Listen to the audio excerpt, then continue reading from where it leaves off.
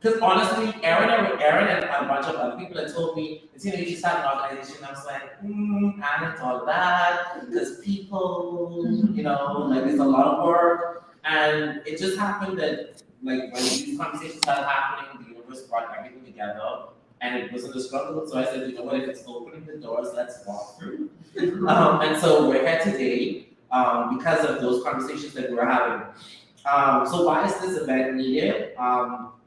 Queer existence in the Bahamas has been erased and marginalized, and there's a need to document our existence. So this event is for us to document our existence and for us to create space and community so that we can talk and share with each other. Because I don't think that there's often times where we have those spaces where we can talk about these issues, right?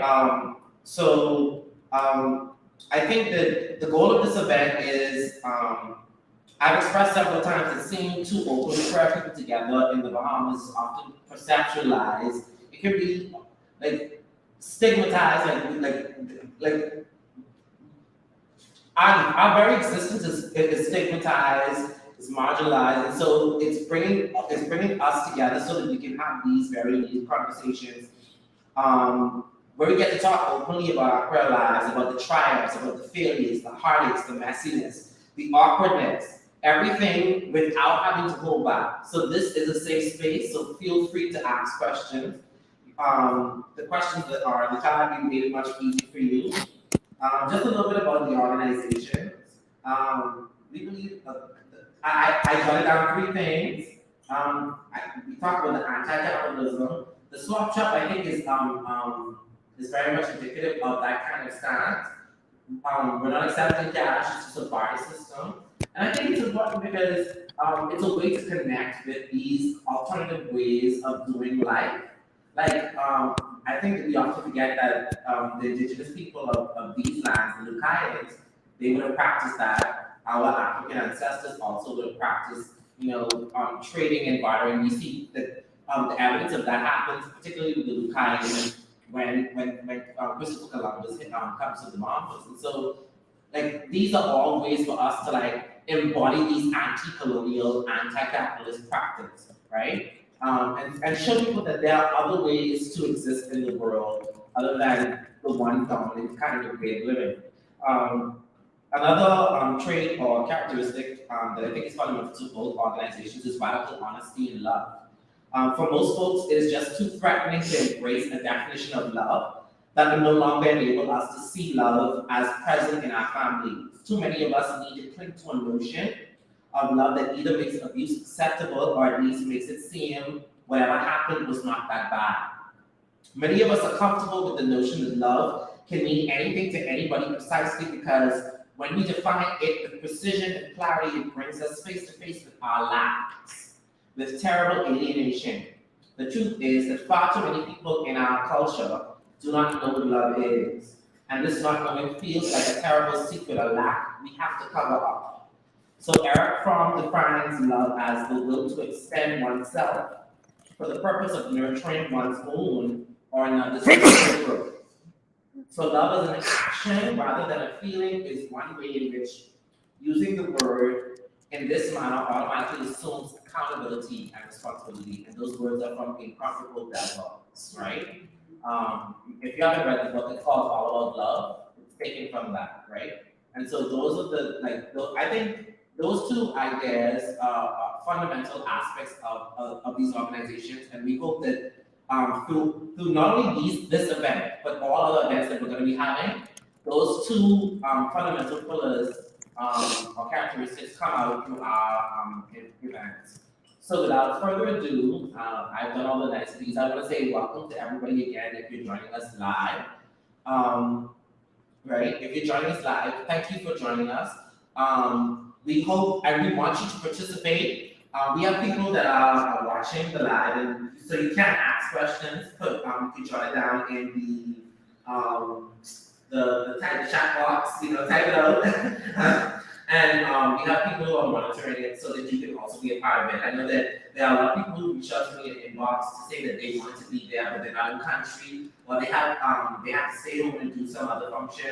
And so, no worries, you can participate if you're on in Lutra, if you're in Andres, if you're in San Salvador, if you are in Nagua, you can participate. So, this event is for you. Yeah, and so without further ado, we're gonna move to our first speaker, or artist, and then get right into the game. Or should we do an explanation of the game a little bit? Yeah. So I'm gonna invite Kivante, who's gonna talk about the swap shop and about the game concept, and then we'll go from there. I'll introduce the first artist. Yeah. Okay. So hi y'all. I'm Kivante. So yeah, the game was inspired by just the notion of wanting to get to know each other better, but also like cultivated it in a way that we could have fun. So these questions are inspired by YouTube channels that we would have watched that ask like questions that you wouldn't necessarily think of asking like per person and artist. And the game was kind of like structured in a way where we could kind of like see the juxtaposition of like what like the OGs like Aaron like how they like got that come up as artists and activists versus like younger artists like Leon and how they kind of like started. So it's an interactive game. Either the artist can ask you to ask them a question, or you can just kind of raise your hand and like read off the card. We develop the questions just so it wouldn't be so intimidating to think of questions in your brain. And then you also get an opportunity to play after each round of artists. So artists have about 20 minutes.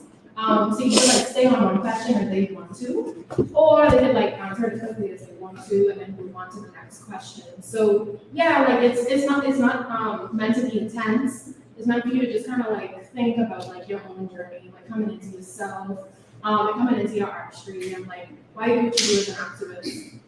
The swap shop, I think Latino said like enough about it. So it's anti-capitalist. It's a cashless bring and buy. So you would have received like number cards, basically how much items that you bring is how much items you could swap out. So if you brought 6 items, and you could swap out 6 items. If you don't want all of that, then that's totally okay as well. You could swap however much you want. We'll see how it goes, like in the first like few hours. And then yeah, like if you have any questions, you can just let me know. But yeah. Thank you, Kivante. All right, can we go to Kivante? All right. So we're gonna move along, and we're gonna have our first artist, and then we're gonna I really want us to get to the game. Our first artist will be none other than Aaron Green. Aaron is a local intersectional human rights advocate with a focus on LGBTI rights, women's rights, and food security. Aaron has worked with local and regional organizations, including the Rainbow Alliance of the Bahamas, SASH Bahamas, CAFRA, and Cara Flags. She is also an IBLP alumni. Aaron is also an improv, political satirist, actor, and a performance and visual artist. She is a social and political analyst and a regular contributor at Guardian Talk Radio, and is now the host of On the Clock with Aaron Green. I think that happens every day, Monday through Friday, 10 a.m. You know, shameless plug for Aaron. And so without further ado, we're gonna welcome our first artist, Aaron Green.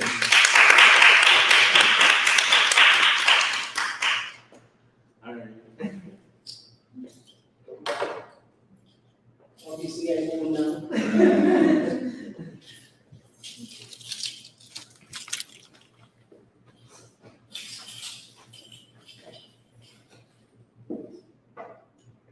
All right. So yeah, how are you doing?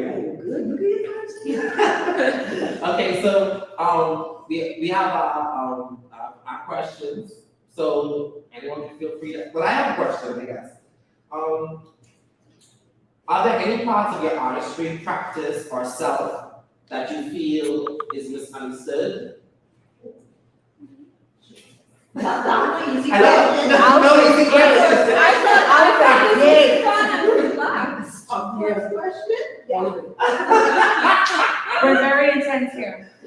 The whole thing. The whole thing? Okay, well, elaborate, like, which part and what, like, what is being misunderstood and shows the distinction between. Let's start with the advocacy, right? Okay. I think at one point, I feel like I've been excommunicated from the queer community, right? Like, and advocacy in particular. Okay. A part of it is because a lot of people don't think I'm big enough, right? To be the I face of expect the- you to just. But let's talk about that then. I mean, no, I mean, you're not the only person that I've heard actually say that. I heard another big Indian artist actually told me the same thing that people have often told him, he's not gay enough. Yeah. And so hearing that from you, I think like that, I've been noting that as part of my research as well, Yeah. because I wanted to dive into that. But go ahead, continue. So like, I love the event, the anti-capitalistness of it, right? Like that's, that may be a bigger part of me and my advocacy than the queerness, right? Like I love the bell hooks definition. It's sort of less about who you sleep with and more about your juxtaposition to the world. Yes. And I think a lot of people can feel that approach and then judge me sort of against that. Like I don't really care about gay people, right? Like I'm not a part of the culture, right? I ain't into the gay things and I could feel that and I could feel why they feel that way, right? When I became an advocate with RAB started a community center later in our work, and Let us know what Robbie is. Rainbow Alliance of Bahamas, and we had a community center on Dowsville Street. Okay. And it came back to us that promoters in the community would discouraging people from coming to the community center. And a part of what they were saying was that we were trying to take money out of their mouths. We trying to shift the culture. So as opposed to people spending their time in the clubs, we trying to encourage them to spend their time in the community center. But we weren't like open when the clubs were open. You know, we were providing a different space at a different time for people. And at that point, RAB was labeled as a white, privileged, queer group. And I can appreciate, like, I didn't do enough, I'm not white, because I get it, right? Like what whiteness means. Yes. Privileged enough to engage in this type of advocacy without fear of ruination, victimization, not being able to work, right? And like, so that was like sort of the first thing, like we were told that we weren't a part of. I want to jump there though, Yeah.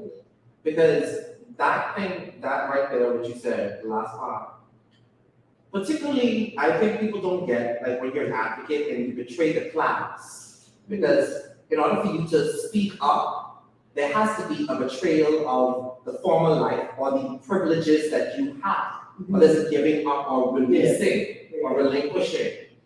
And when you betray, and I use the word betrayal because that's something that I've been dealing with in my own life, right? But when you the guy, Black Panther leader, I can't remember his name. Stupid. No, the next one. I can't. Hot bomb. No, I can't remember his name. What No, yeah, the one who's killed. Yeah. I can't remember, yeah, I can't remember. Not Fred Hampton, it's the overall leader, I can't remember his name.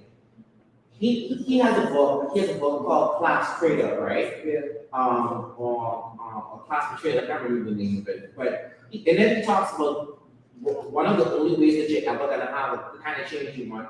People have to betray the life that they have to lose the life they think they have in order to gain the life that they actually want. Yeah. Right? And that for me, when you say that, I think that people don't get that they're giving up in order to speak up, you're then left with nothing if people don't rally or support that. You then have to find a way to reinvent yourself, as Bella talks about. If the community doesn't rise to the occasion or respond in the way that's necessary for change to occur. Yeah. And I just want to talk. Yeah, and so in that space with RAB, I can be honest, it was a lot of white people, a lot of whiteness. And I was dating white women. Okay. In fact, I was dating Lynn Lowe, who's supposed to come here today and just messaged me to say she can't come, Okay. right? And in that space, with Brad, explaining to the members of our group, like, hey, people, it's not just queerness that we're operating with and trying to interrogate and detangle. It's class, it's privilege. Trying to help the group understand the response from the rest of the queer community. And most importantly, like in shaping messaging, both in official statements out to the press and to the government, but shaping them in a way that the community understands what we're saying and why we're saying it, the way we're saying it, and that we say it in a way that it doesn't backlash on the community, right? With the statements of the state. There are a lot of intricacies, like explaining to the group that, look, the vast majority of queer people here are not trying to fight the church. Whether they're Christians or not, they're not trying to break ties with community, right? They're not trying to break ties with family. They're not trying to make this even more difficult. A lot of people are Christians. And so these messages we have sort of strike at religion and its intersection with homophobia and heterosexism. That we need to do that work, but we need to do it in a way that doesn't alienate and doesn't villainize people for their connection to the church, right? Like we gotta lovingly bring them out of this relationship with the church, not away from the church entirely, but help them form their own relationship with the church with more agency, right? And stuff like that. And so I got a lot of pushback from within my community, right? And then I realized that people in RAM felt like I was racist against white people, some of them, right? Like this is Okay. and so it's a lot. It's in the intersections, like there's tons of white people in this town who don't like me. I'm a racist. I think I'm smart. I think I'm smarter than I am, and I should know my place. There are a lot of black, there are a lot of queer people. Afro-American queer people. As well, right? A lot of and a lot of Afro queer people who feel like I say, I'm betraying the local queer community, because the local queer community, I realize, is like, look, get your paper up. We solve problems with money. We create safe spaces for ourselves, right? It's less about advocacy and it's about money. right. Okay. And so then there was this sort of marginalization from that. And then like I used to have blogs, I'm Pan-African, big anti-colonial, anti-imperialist, and to the point where now I don't want to use that language. Like I want us to imagine beyond colonialism. I want us to imagine beyond capitalism, right? And so I got a community, like I take on the real story. I know we live, right? Like I was about to say, keep it in this space, internet. Doing not from the Christopher Davis, the African interpreter, that's my boy. Of all the Pan-Africanists, he is very inclusive, right? Like his message is, if I'm for Africans and no Africans left behind, that includes my queer brothers and sisters, right? Like that's his messaging, really. Yeah. And they made this big trip to Ghana and become a part of the 100 people, because that's where John Kwa and John Kunu's story comes from, right? And I was supposed to be a part of that movement. And then all of a sudden there was sort of a silence, you know, and then I saw some of the actors that were involved, and I began to understand, right? Because there's a sort of difficulty in bringing people together and maintaining and sustaining the cohesive unity to push a project forward. And so as the silence increased, and then I saw the official nature of their trip, I realized, yeah, I seem to be a part of that trip. I'm too gay, and too visible, and too visibly gay to sort of be a part of that space, right? And so I don't know if y'all saw the 6-part video that Bobo Ken put out a couple of weeks ago.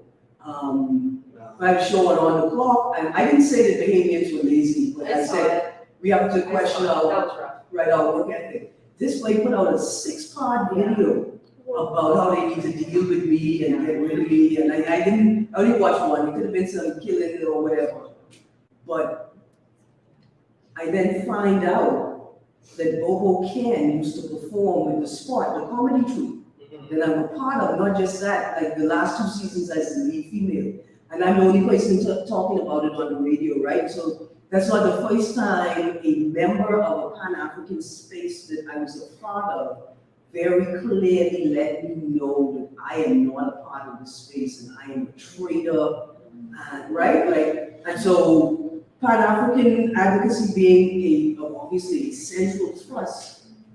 Like I do it the way that I do it because I can't connect to any Pan-African community locally safely, right? And so I mean safely, like I was being stalked and I didn't fuck around anymore. I don't play with people. If you step to me the wrong way, I'm gonna cut you right off because I just. No, because you've been betrayed many times. Right, I have real security concerns. Yeah, and right. So She was- I wanted to react to the question that Aaron's answering. So the question was. The question was, are there any parts of your artistry practice self that you feel is Right. misunderstood? And then also 10 minutes, so if anybody else wants. Okay. Yeah, just throw your hand up and I can respond. Does anybody else have any? So that's the question that you talking about, Darren was talking about. That's loaded, we could be there for hours. But No, I feel like Does anybody want to follow up with Yeah. that or add something to that? Because we can continue. No, look, my part is that safety and security, so we can go ahead. Continue. Okay. But it's, you know, in the bell hooks way, in the definition of queerness, right?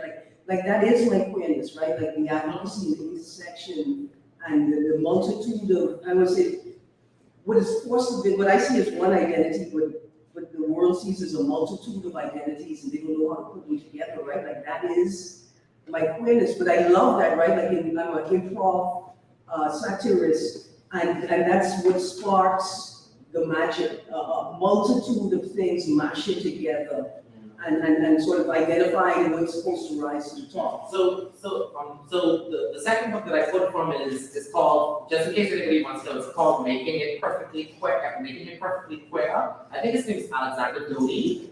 And there, that definition, like I love balance but I like that definition where he says that to identify as queer means to be politically radical in your face. To paradoxically demand recognition from the straight culture, but at the same time reject that culture, right? And he says part of what is being rejected is the label, right? The labeling. And what I had to find out, even my research, is that we are oppressed as queer people through categories, and people in general, categories are the way they oppress us. And most queer people don't identify as lesbian, gay, bisexual, that's not very bisexual, it's something. And so there's a clash with the advocacy, right? Because people don't go about their day using that, like, or thinking of themselves in that way. And I don't either, right? Like, I love men. I am deeply saddened by the experience that men, are forced to live in this place. What saddens me even more is that when I find a man, right, that I'm attracted to, because he is navigating these spaces, right? I cannot be with them because I then become a symbol of gayness, right? So I tell the story, I have this friend that's like, we have like a magical sexual fucking experience. Like if the gods were in charge, I mean, it's not in charge, right?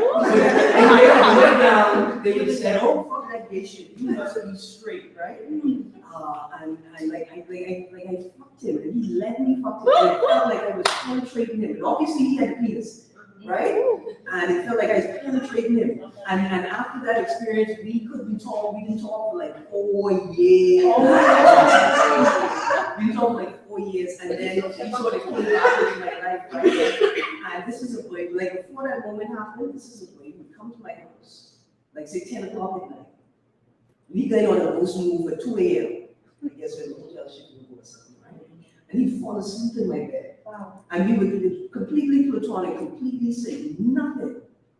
And then we had this moment, right? And he couldn't deal with it. And then afterwards he came. Afterwards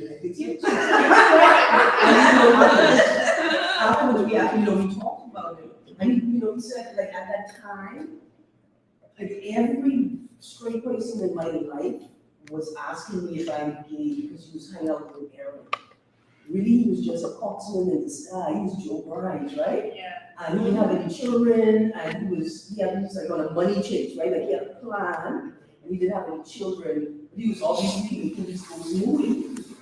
Right? But like he had this experience, and he could be bisexual, right? But we ain't gonna never, and then I realized that I'm never really gonna have those magical experiences with men because of my visibility, and then what it means to them. And I just like, man, that's sad, right? No, but I think that's important. Aaron, you highlighted, I think you in many of the conversations that happened with Yana Trauma. Like,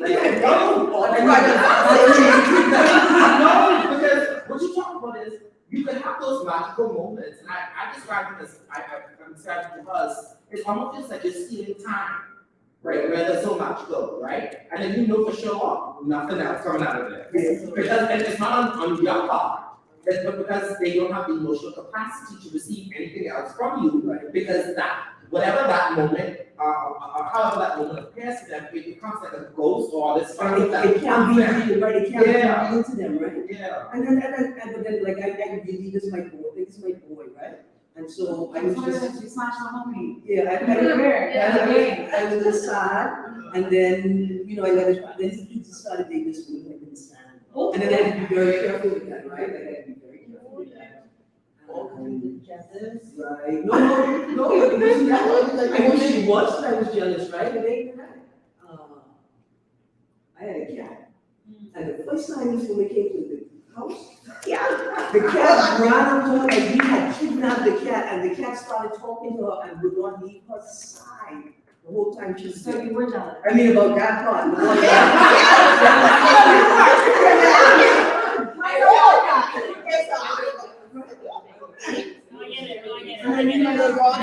Obviously, like this is don't trust her. We just like she done right. Don't let us breathe. That's what it was, right? And so like being here has been a big work, right? I'm Polly. The partner and they we've been together like 12 years. And like my partner told me I could be Polly. But then she showed me that woe to the woman who said they could be Polly with me. Oh my. I get it, no, I get it. All say another war, right? But then I realized that the Bahamas can't handle it. Because someone will talk. But more importantly than that, what I love about the Bahamas is this, right? Is that everybody sees me as having more power than what you actually are. And that I actually have, right? Let's talk about it. And they take up for her. So I know if they see me with somebody, even if she gave me permission, they will get cut, I will get cut. It will be a constant reminder, don't fuck with our gal. Because, and another, like my family basically said, look, you're all married. And like you treat me all like you're all married. And you ain't allowed to cheat on her. Period. But it's not Because true. if you would be gay, they don't know. This like, I want to say like, They can't. it's this one like this. Yeah. Kavante was having a conversation about education, alternative. And you used the word neurodivergence.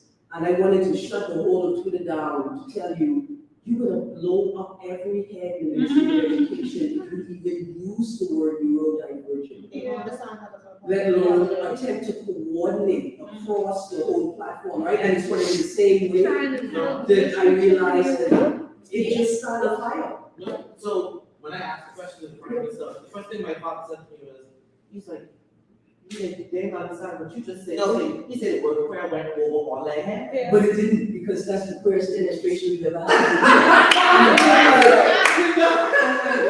Why did you out? Because as soon as you said it, it was like, It was confirmation. it was like,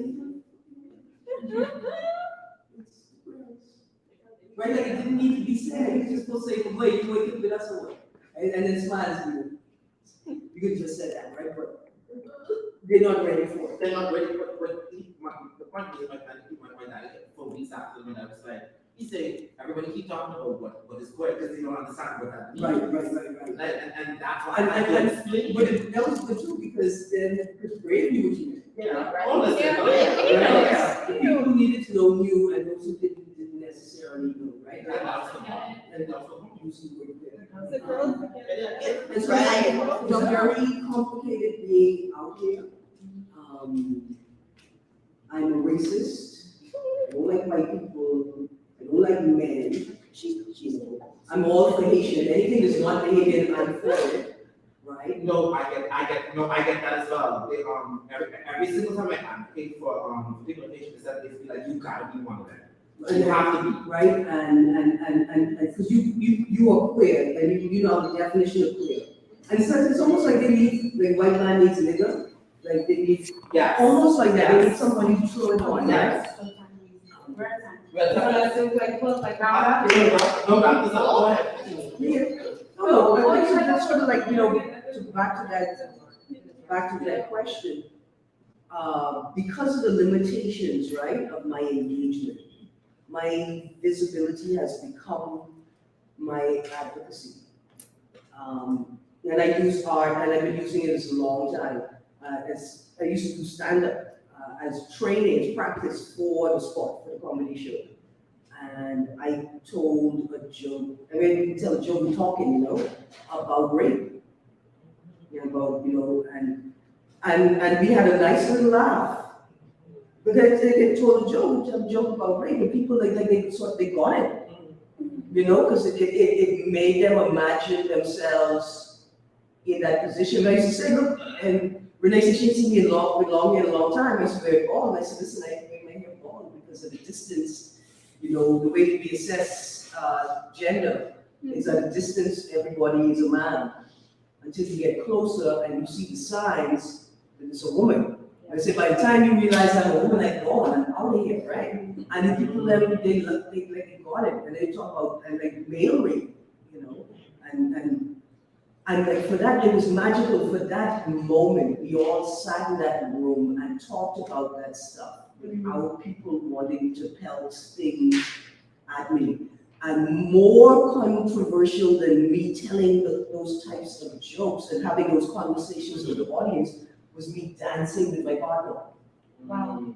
Okay. Right, like that caused somebody to say, you can't tell them to dance. Yeah. Like she could go up there, she could tell those jokes, but she can't dance. And then my partner's beautiful, right? And I think there's a bit of jealousy there. And so the men are sort of like, no, right? And like being in this place, the best homophobia, like real men will say things like here. They don't care about the sexuality. They're like, I will kidnap you and your woman. Right? Like, not in a be scared. It's and I've had men say things like, listen, you sure? Because my son needed a good woman, and I don't know what you're here dealing with. Right? Are you sure you don't just marry my son? You can do what you want on the side. Just marry him, give him some babies, and help him go in the right direction. Right? Babies. Like that's the type of that's the fight right there. Like I don't know about the babies. You married him, I don't know about the babies. Maybe so.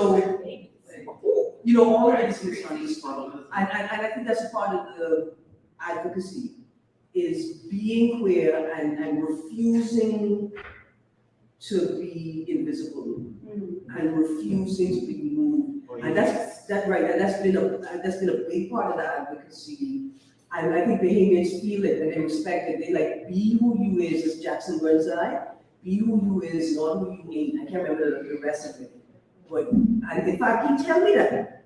Go into Miss Tom. I don't know if y'all know the Rusty Nail on East Street, opposite Police Barracks. There's a historic spot. That's the Thompson's homestead. My grandma's homestead is right next to it. When Mrs. Thompson had died, I went to the funeral in pants. That was still a big thing. We went to the funeral in pants. And Jackson went inside, stopped me outside the door. He said, "Where are your tires?" He's like, "You're looking good, where are your tires?" I tell him, man, I push in the envelope already. I didn't want to push it. He said, "Okay, be who you are, not who you ain't." He said, "Miss Thompson was telling you where your tie."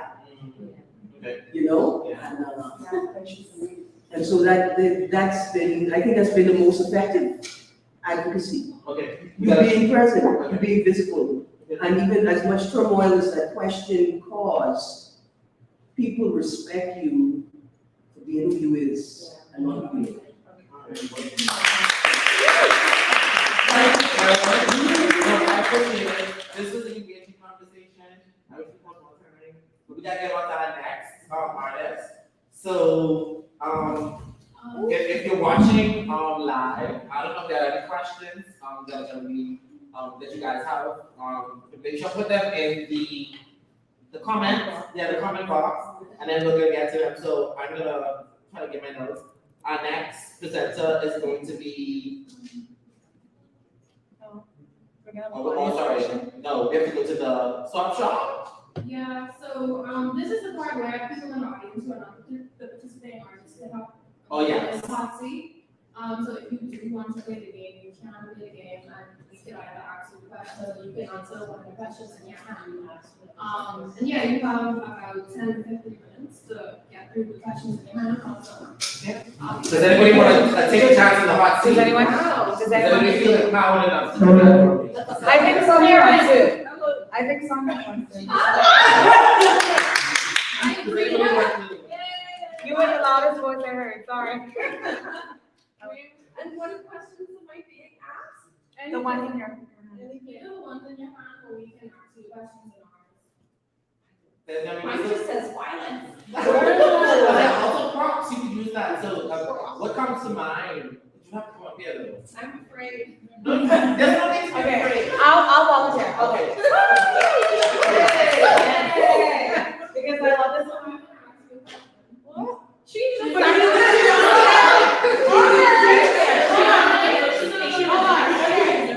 Okay, so, hi, I'm Sienna, everybody. Hi, I am the co-founder of the organization Group Resistance. And so, this is me supporting my best friend's baby. Okay. Leandra, how do you identify and are your identities hierarchized?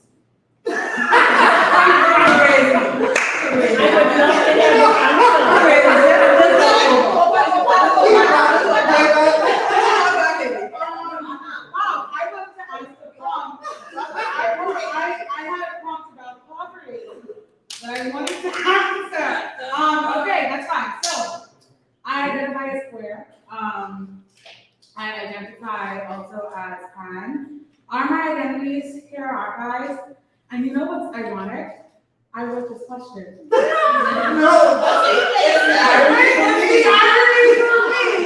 I wrote this so we collaborated and we put these questions and these prompts together, and this was a question that I wrote. Yeah, so I don't think that my identities are hierarchized. They're not categorized. I am all of these things at one time, at the same time. I think that it is easier for me to have come this far being straight passing, but as we've all said, the girls that get it, and the girls that don't, right? And so there's always, for me, there's always been people being like, you're straight. And yeah, so. I find it funny because I think for me, just that, so it depends on the space. So, Yeah. So for me in the Bahamas, my queerness, I have to overdo the queerness, right? When I say overdo it, it's when I say overdo it, Are you sure? so when I say overdo it, I mean gender queer. I play with my gender. Okay. Yeah. Like if I'm in America, I don't need to do that. I have the luxury of doing that. Right. But if I'm in America, I would be, I think in that space, my blackness, I would like to accentuate more on it. But here, because of the way that we stigmatize, erase, marginalize by people, sometimes I actually play with my gender just because it's gonna piss somebody off. Yeah. And no, because I know that you're staring at me because I know, because we all know if you're queer and you're visible, you know that there are types, there are things that Bahamians do culturally, and you be like, they're doing this simply because I look like this. Right. And if I know that, I'm gonna cause chaos. Yeah. Because for me that is challenging your ideology. Right. And so I don't know if it's hierarchized, but it's like it's definitely a playfulness with it, and it's that, You shuffle it. yeah, it's like you, because, You move between the identities. yeah, I move based on. I move between them, context. and I love having that ability to do that. I think that it's beautiful. It's like, it's almost like I get to act as this thing and accentuate this one part of myself, but I'm all of these things at the same time. It's just that this just feels good to like play with. I don't necessarily feel like my identities are like they're that separate that I can do that way. I always just, outside of fairness. sorry? What about your other identities, like teacher, Christian, non-Christian? Oh wow, Those there are you go. guys as well. That's a really interesting question. I feel like my queerness informs those identities, right? And I'll share with you guys a story. The third week of my teaching experience, 2 students came up to me and they said, "Miss Emerson, we want to ask you something." And I was like, "Oh God, here we go." This is the question. Here we fucking go, right? And so they were like hemming and hawing, and they weren't really sure. And I was like, "Do we need to step outside?" Because I need to step outside, you know. And I said, "No, we need to step outside, right?" And just like for me, like I'm like bracing myself because, you know, as a teacher, if a student like says to you, "Okay, I'm like being abused or this is happening," like you have like an obligation to report this. So I'm bracing myself for, okay, I have to like school myself so that I am like supported, but also like gather enough information so I can put together this report. So this is what I'm making up in my mind. And so like we got outside and it was like, and then again, hemming and hawing, and I'm like, look, I am a safe space. You can tell me whatever you need to tell me. Like I'm not gonna judge you. I'm gonna be like as supportive as I gotta be. Just say it. Just say it. And they was like, "Are you a homosexual?" I love the entire syllable word. No, the entire syllable word. And I was like, "Is it the shoe?" What is it? I would say you make women's fault. So no, I was very defeated. So I'm like, "Is it the shoes?" And it was like, what are y'all like seeing? Like I felt like I was safe. Like I thought I was safe, and then they were like, "No." So like in the first week of school, when I set up my intentions for all of my classes, I said, this is what we're not going to do. You're not going to use homophobic language. You're not going to use xenophobic language. I will not hear "you like man" or any variation of that. So I just thought that, okay, this is me like establishing like boundaries about how we're going to be nice to other people. Because I also told them we're not going to make fun of like where people come from. We're not going to make fun of the fact that people have missing parents because y'all are really insensitive. Yeah. And so I'm like I would never go back to school yet. That's what you would. no, and so I'm outlining. So it wasn't only that we're not going to talk about sexuality. I also said we're not going to talk about people's bodies. We're not going to talk about people's hairlines.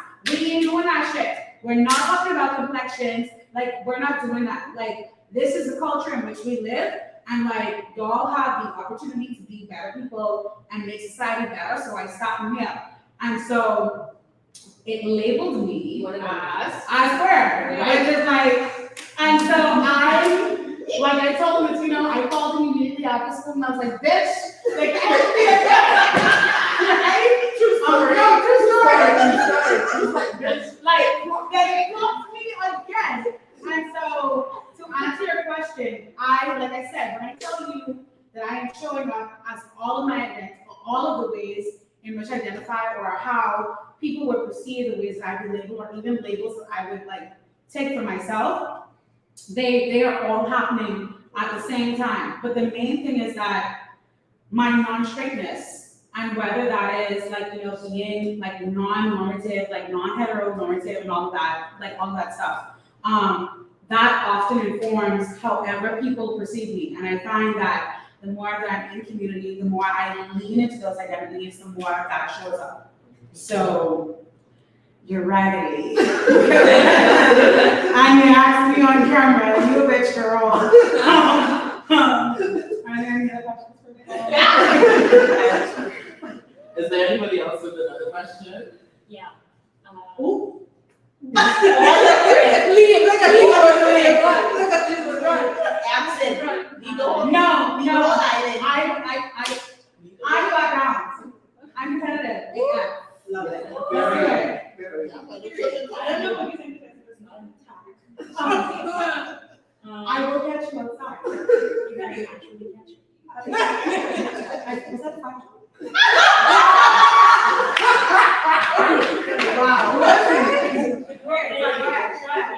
Let me focus. I had the opportunity to meet you before you fully seated into your place. And I brought you from John. Uh-huh. And I said, we had a conversation the first night we met. Yes. You recall. The first that you met. No, literally. You were such a children? No, she is. She is. She really is. She's terrible. Like, Akia, let me tell you something. Akia dragged me. Latino dragged me. Greg dragged me. Devante dragged me. Everybody was like, wait, you thought you were great? no, but I didn't get it. When the first time I met, I didn't even know who the actor was. She came up to me, she's like, hey, so your name is Tino, right? You were right? I was like, who are you? And then she, like, we ended up talking for 2 hours, doing a whole exchange, you know, we talked about very stuff. Everything. But in the back of my mind, I was like, this movie that this girl thinks that she's great. Honestly. Like legit. And like it took like years.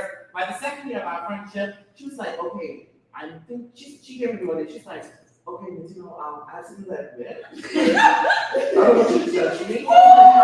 So this man said, no, I said no judgment. I said this is no judgment. Yeah, always have no I judgment. said no judgment. Just said she on the face. She's like, so yeah, you remember they told you this? I think it might be fair. Yeah, and like it evolved. So it was that process, and I was like, okay, well, Yeah, I love that for you. Yeah. Sorry, but Akia, yes, you didn't actually close your No, question. let's go. I said, I had the opportunity to meet you when you weren't fully seated in your queerness. Mm-hmm. And I said to you what I said to you Mhm. on the first night we met, and you said to me nothing because you ghosted me a couple days after that. That is not true. Friend, anyways. That is not true. That's not why I ghosted you. And Oh, I remember, never mind. I would not exist. Never mind. But how much time did you have? Keep at it. You didn't have the fire? Oh my God. So it's professional. Okay. Thank you.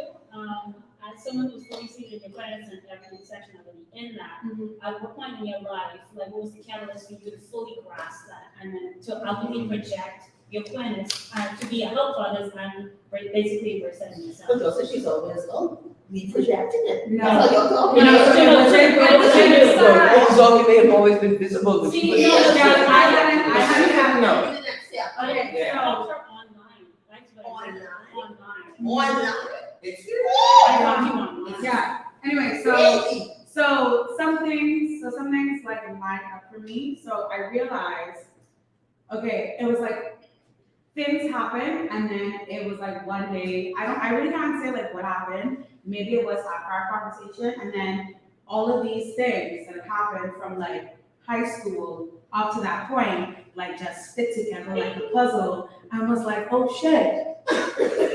Oh my God. So I have had so many friends come out to me, like so many friends. I lost count.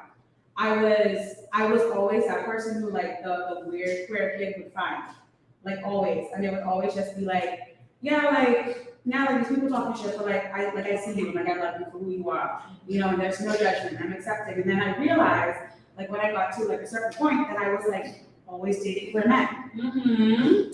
And then yeah, and so then I met Latino, and we were talking about. We started to talk more about like sexual orientation and attraction. And I think just having someone who I could like explore these concepts with or talk it through really just like cemented that for me. And so after that conversation was a catalyst, I'm like, okay, maybe this is just something that I've not been looking at. And for obvious reasons, I have a cousin who's been ostracized for the most part like for a long time, like my family, but they're now like, you know, being like a bit more like leading or whatever. And I think just like, you know, the way people like talk around things, like but they don't really like say it.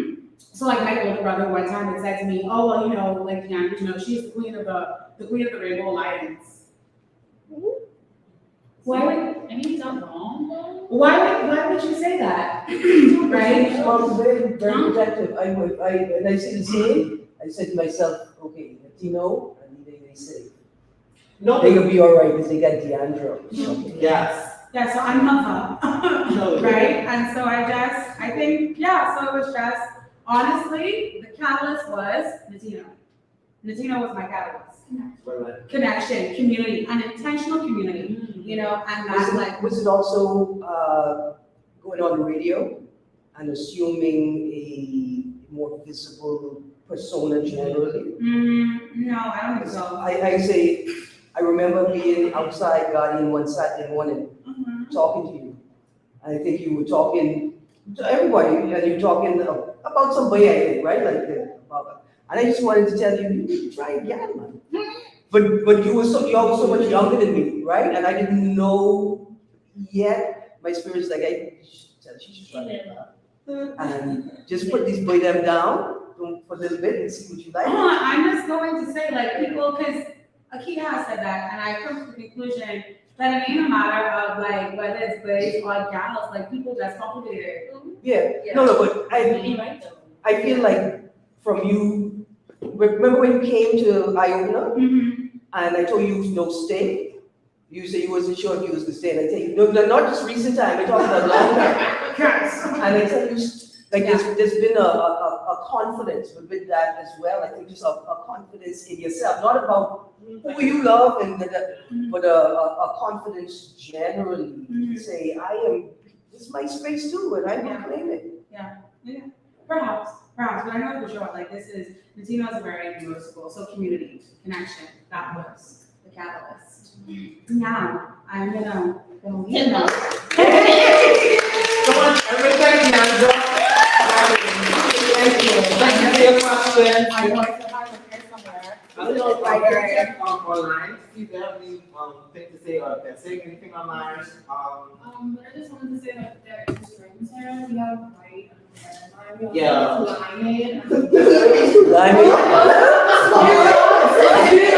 Okay, so we're gonna take a 15-minute break. We'll take a 15-minute break and we're gonna go. We have wine, we have juice, we have water, we have all of that free. They've been donated. Go ahead. And we're gonna just dive into the swap shop. We'll be right back. So give us a moment.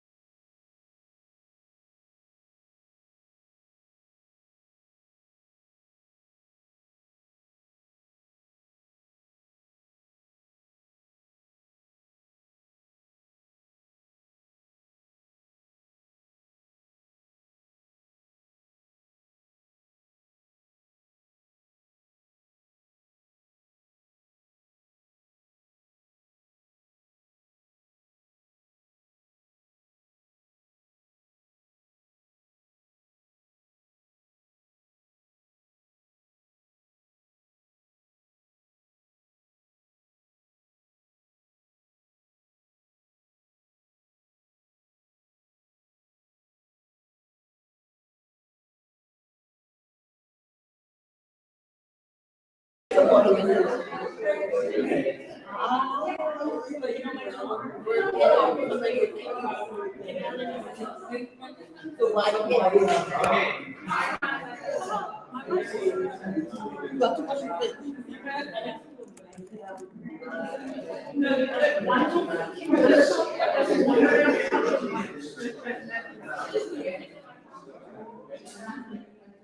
right. So welcome back, everybody. We're gonna continue the game. We hope that you've been enjoying it so far. If you're joining us again live, please feel free to type your comments or your questions in the comment section and press and send. We have somebody ready to field your questions if you have any for our artists. So we're gonna bring up the second artist and then we're gonna go to our next round. The next artist we're gonna welcome to the hot seat is Leanne Dargle. Her pronoun she, her. Leanne has a BA in accounting from the University of the Bahamas. Outside of work, Leanne posts about books. She reads and reviews frequently on Instagram. I've seen some of her stuff on TikTok. And YouTube. Her own stories can be found on Wattpad. I have yet to read. I think I read like a page or something on one of the. A page, that's Yeah. More than some of my friends.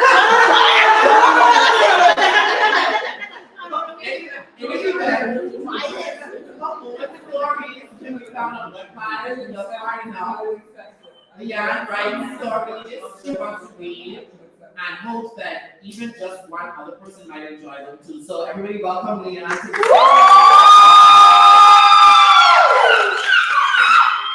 Alright, so we're gonna ask Leanne a question. I'm gonna ask somebody from the audience to look at the prompts.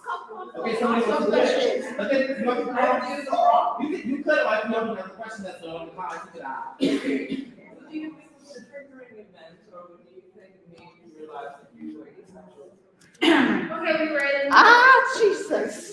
So I feel like I knew from the sun rose October 14th, 1997. All right. I have never looked at a man, a woman, a they, them, a nobody, and been like, I don't think in terms of sexual at all, Okay. but I'm trying to gaslight myself to see. I was like, I just need to meet the right one. Right. Yeah, I just waiting for. It's like, okay, I don't like anybody going to school with us. Okay, I grow up with them. You know, I know someday we'll be good. Blah, blah, blah. Being immature, blah, blah. I was like, okay, college is my time. Let's go. Same experience. I gaslit myself into my first relationship. So I was like, gaslit girl, boss. Put your and heel. heartbroken. Yes, stop the mind. Jesus. So Okay. everybody was like, I blame them. Everybody's like, oh, he's like you. Oh, we're so cute together. I'll take that as well. And I was like, okay, so I do like him. I don't like him, but maybe I could come to like him. You know, I was like, yeah, it could be fine. And then years down the line, I'm like, I still don't want to play. It's like, but I was in love with this one because we had spent so much emotional deep time together. I was like, okay, yeah, I definitely am straight. And then we broke up, and I was like, I was not sexually attracted to this man. My God. Not once. I don't talk to my friends. All y'all blogs to me. I don't think y'all have just anything. And then, but I'm like, it's coming through the stories. I'm here for a good time. Right. So you conceptualize everyone's blog, you said? No, like I look at you, I don't be like, oh, I don't understand that you are playing. No. If you are, try to back forward that frame. Like I don't have those, I don't think like that. Yeah, at all. No. Okay. And a lot of people find that hard to understand. I found that hard to understand. I split myself into go with myself straight. Yeah. I gotta stay straight the whole time. Accepting the common theme here. No, actually you like, because when you say like, I kind of get what you mean when you use the term blog. Yeah, Because like, there are some, so to reiterate like the kind of idea that you're going for, like there's some people like you really need it. Okay, you're cute. And then after they open their mouth, so like Like, I understand, That's a lot like, of you are, people. I understand the attractiveness, but especially for what I thought I was saying romantic, because I was not into that people. But no, I'm actually romantic, I have the ultimate straight passing privilege on my finger, because I tricked myself into a lot of relationships, and I'm not catching feelings, you know, But he right now. He's right in the audience. wait. You remember me? She married. The horse spinning here tonight. My lord. Huh? Okay, so explain that. Okay, so I don't think in terms of like, yeah. No, go ahead. She'll She'll say that for now. If you're looking for the sexual aspect, I love sex because I love them. All right. More with this. No. Oh no, I feel the girl over that. But that makes perfect sense though. Right? No, why? Let me tell you why. Because I'm just having a conversation. No, With I- Deandra. With Deandra. With me. I said, okay, so Deandra asked me to fuck, and I said, I really don't think that I can do this because I really don't care for it. And she's like, I said, because it's you, I will do it. You're my friend. And I think that people don't. I feel this on the fact that I'm not actually attracted to you. That doesn't mean I don't feel things when we do things. But The I'm body still works, the nerve ending still connected. But it's just that you're just not, you're not interested. You're not gonna initiate. Yeah. I will initiate if he wants me. You could role play. Oh, that's what you say. Very But Like, like, yeah. like, it's on the counter. I can take it. I cannot take it. I could take it. I cannot take it. Most of the time, I don't care if I take it. Oh. So it's not a repulsion. Yeah, no, I'm not sex repulsed. I'm not like sexually like, yeah, I'm more like neutral. Yeah, so I have a question. I don't know, I think I maybe not the ace person in the room. How does your asexuality work? Like, how is it on the spectrum? Like, how, like, because Aaron brought up sex repulsed and kind of everything, but like, how every ace person is like different. Like, I'm sex ambivalent. So, like, I guess, like, how does yours work? And, like, how does that function in connection with your partner? I think I don't really get into the whole sex thing and kind of like deeply emotionally connected to you. Because like casual stuff, I'm like, why the fuck would I do that? Right. So we don't So much like, like also going off right now. That's why you my are you coming to a revelation? No, so much like also going off right now, like ding, ding, ding, oh. Yeah, it's like, I feel like a lot of people don't understand their sex work. Like, Yeah. sex is the forefront of like almost everything. So when I say I don't think sex, people don't understand. You know, and I would think that actually that's more of a normalness, right? Like, because we, like you said, we're in a hypersexualized world. And as opposed to thinking that you're abnormal, I think you're closer to what is the normal, the majority experience, right? Yeah, I sometimes feel like if we adjust the way we do things, like more people might find themselves coming towards this idea of sexuality. That's why I like you, you know. No, but so Charles must have this theory, I'm thinking about it, it's called, he has a theory called, he talks about white ignorance as this inverse way of looking at the world. In other words, the world is upside down.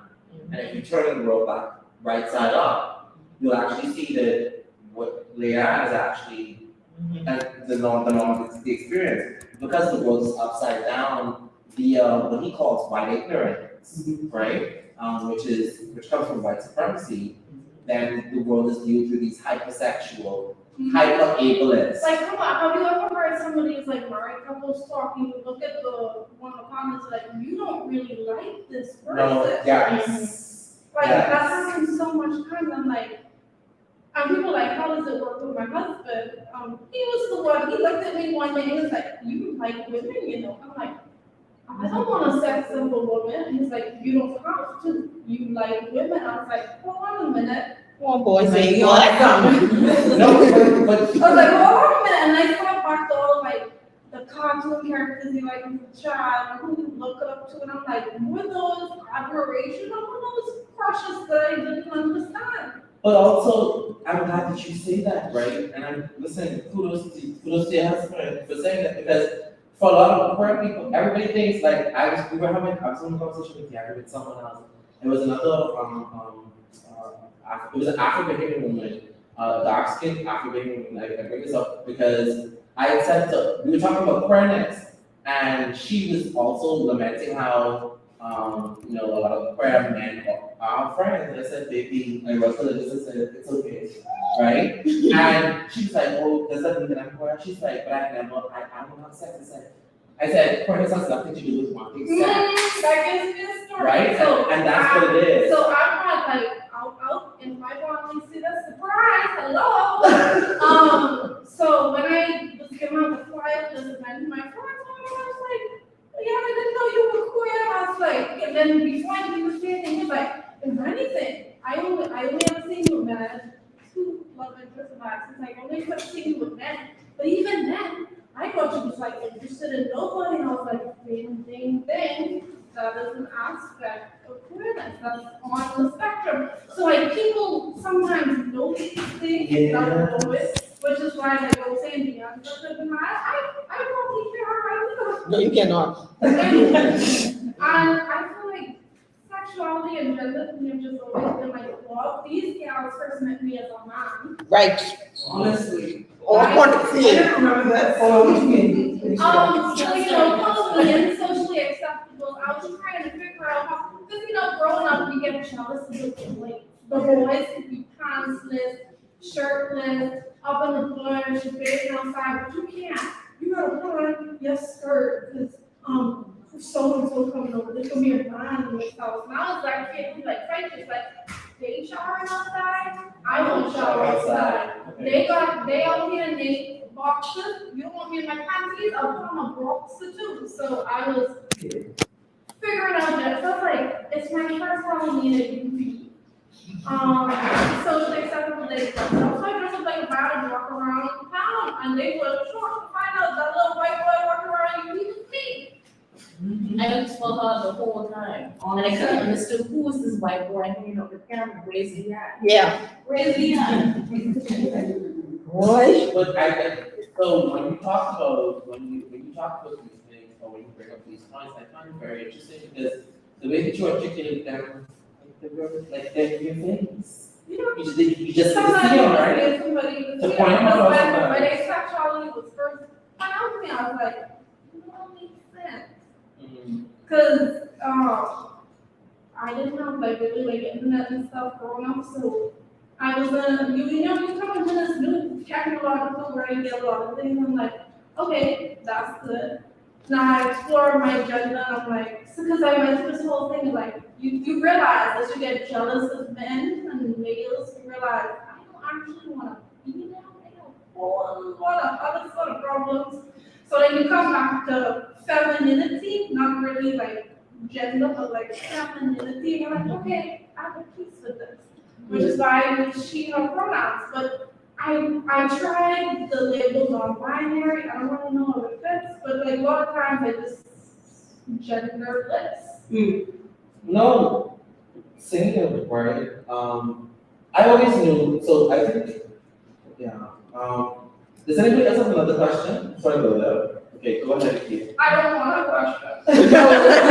No, Actually, yeah, 'cause I feel like Yeah. that's too close. I feel like she was set up, like, I would do that, because I'd be on. Just like these feelings. Okay, Keith and then give to Anthony. So this question is like in relation to your artistry. Is your inner child happy with their decision to become an artist? Yes, because every day at my 9 to 5, I just start going insane. So I started to go back to writing more. I left it to get a job to make money because you need money to survive in this world, right? And then once you get into it, you realize these people are crazy. Right. These people are crazy. I've been on calls till like 1 a.m. in the morning, and that's you on your weekend. I'm like, if I'm gonna be working 24/7, why can't I do things that I like instead? Right. So I trying to stop. I had a book YouTube before I shut it down for college. So I'm trying to go back to things that I like, not necessarily to make money, but just because you need to carve out space before you lose your mind. Yeah, I get that. So I am very grateful to be going back to writing, and then I'm looking back at my old stuff. I'm like, there was no romance. There was no. I was like, yo, where? What?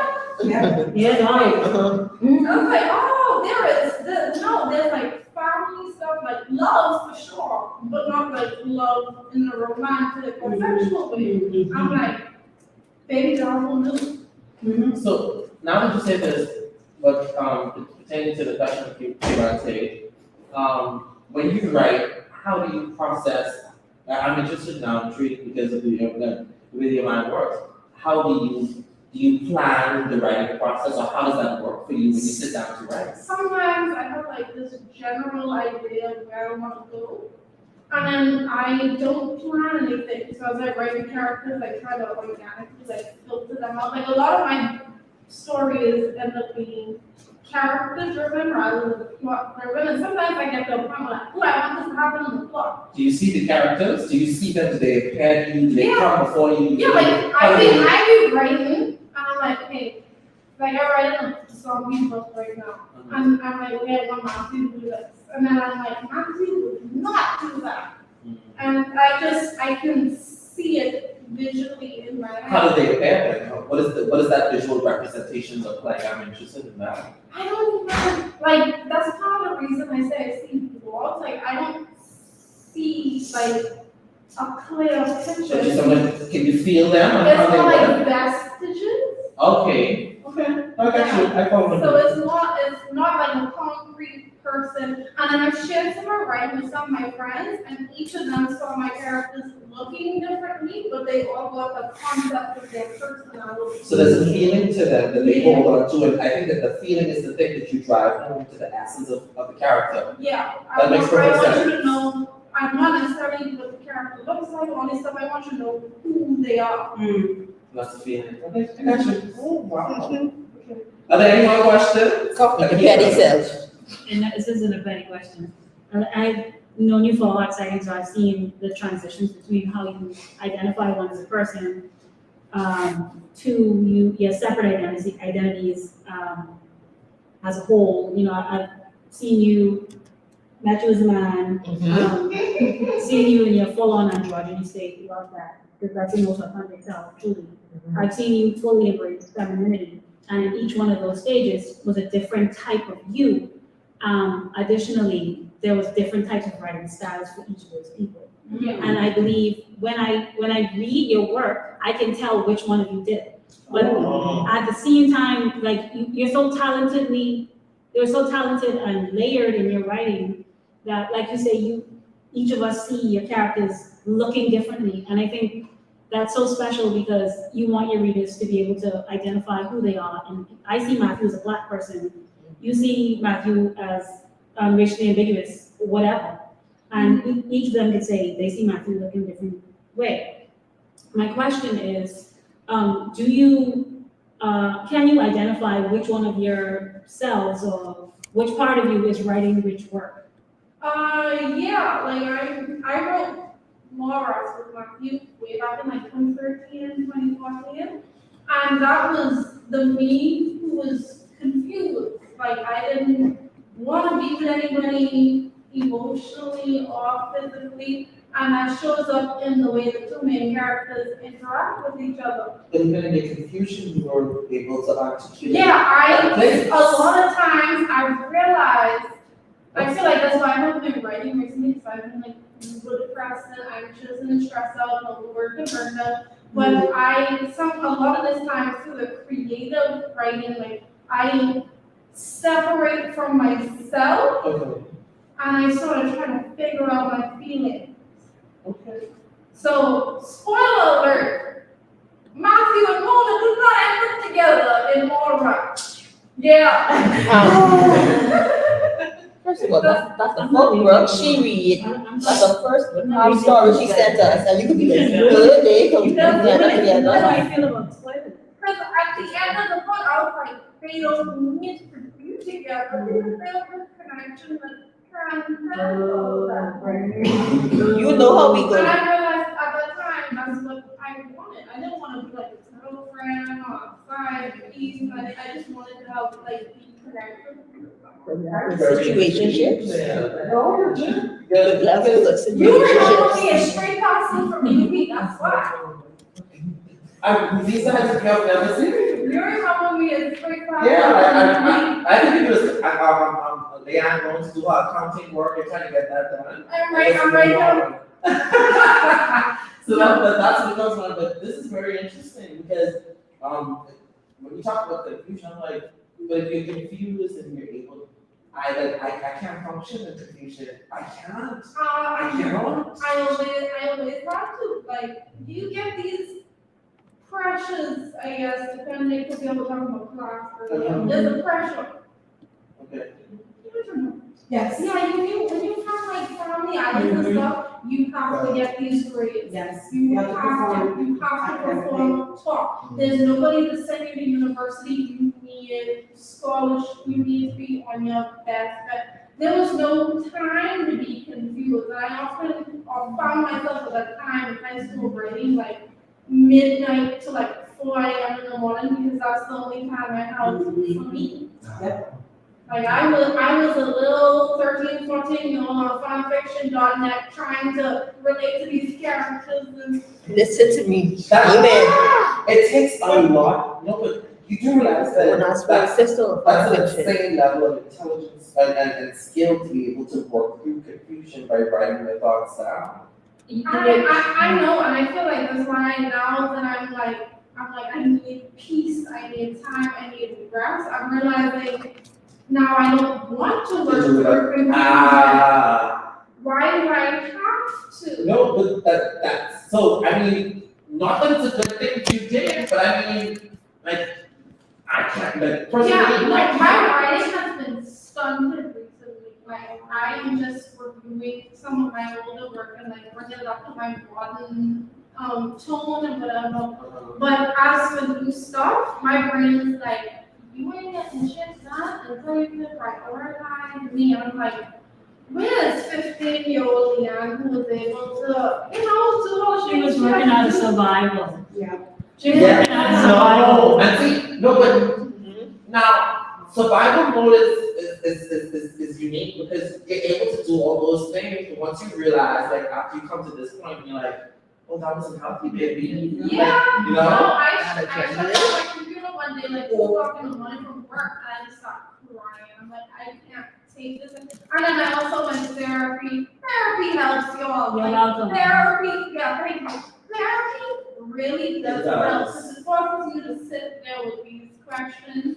Because I work through everything by just sliding it off. How do you really feel? All right, blah, blah, blah. And then my therapist was asking me, and it's like, my impression was like, when I'm moving on, it's like, give me an answer. Okay, But- Biggity. How was that difficult for you when she was, I don't know, your therapist would say that we're not moving on? Very difficult, because she'd be like, how does this make me feel? I'm like, I don't know, but then when she stopped, so she would take that at first, so we could like build this way. When she stopped allowing me to say, I don't know, I was like, shit, I had that. I was like, damn, girl, I'm not paying you for this, but break, can we just move on? Yeah. Okay. So, yeah, I think once you start having these realizations, there's no going back. Like, You're right.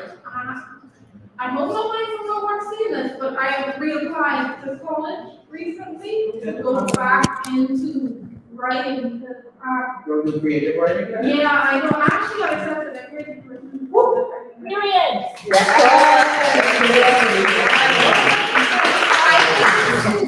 Okay, but like, what if I because I like to learn, so it's like, what if I was actually learning things I was Interested, yeah. Because you know, everybody, at least in my high school, it was like, you be a teacher. I was like, I will literally lose it on these children. No.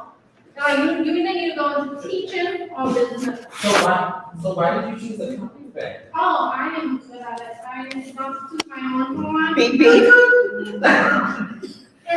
I understand it. It's not like something difficult. So I was like, if I have to make money, I might as well do something I don't have to struggle at. Are there any more questions? Yes, just Yeah. Oh, no, Sherry asked questions. I nodded with you, I just saw the deal of your different tracks. I see like your personal journey and your work, right? Your writing as something so revolutionary, right? So I don't wanna come in and tell you what you should be doing, or how you should be feeling, right? And then I wanted to say like, your experience was so abnormal. I think it's the world. Again, yes, no, yes. The you're way, right. the way we. Back to the point, I really think if people started shifting their mindset, like, Yeah. we have a lot I less. think it's hyper revolutionary. I think that there is a design, right, to convince us that the only true connections you can have are romantic connections, Yeah. right? And the extent to, and it has to be a certain type of romance, right? It has to be a certain way. And everything you've talked about with your husband, right, has been a very revolutionary way of loving somebody. Yeah. And of loving each other that would disrupt. Come on the now. Wait, I was trying to say, no, I was connecting because, she's not talking about both of them, I'm like, think, I need to ask questions. But, no, what you are literally doing in your marriage is you're modeling a different kind of way to do relationships. No, I want you to know that. You're not just talking it, you're living it. And it's not because your body, right, it's not that like, my body clings. No. Right, like I love him because I can't do anything else. It's because I love him because every day I choose to love him. Yes. And every day I commit to, right? I commit with whatever changes I'm going through, whatever realizations of myself I'm going through. Every day I commit. It's a new journey of discovering how to love him in a new kind of way. And to love yourself as well. Yes, no, but I feel like we should get him in the hot seat. but no, but also,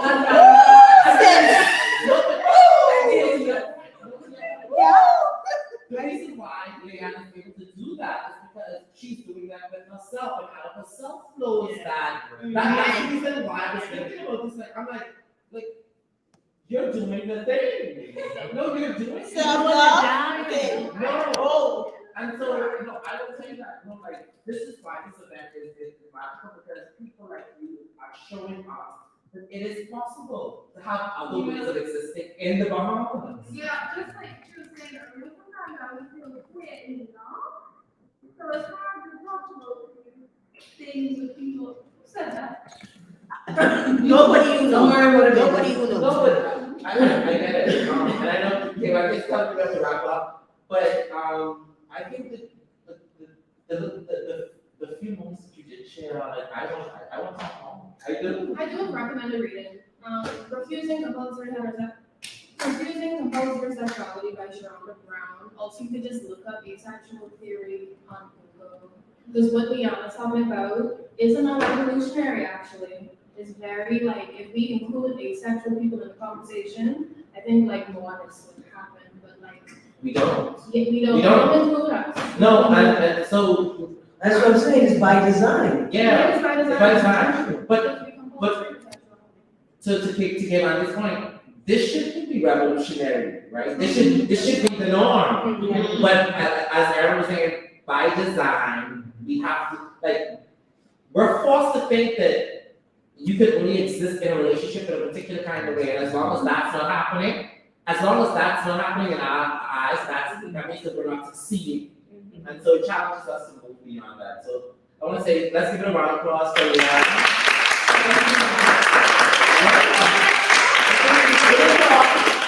Also, I have read, I think Audrey Lloyd has an essay on cultivative sexuality that I did read, but I have Adrienne Rich, you're right. And then I was thinking, I haven't read that book, but that's a great read that I want to get as well. So yes, thank you again, Leanne.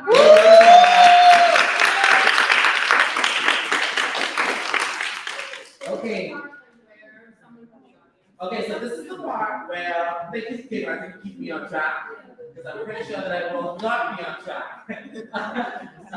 So this is the part where we get to choose someone who is not an artist, or one of the persons that we are featured, to sit in the hot seat and take a few questions. We have about 10-15 minutes. So who wants to do that? I'm good.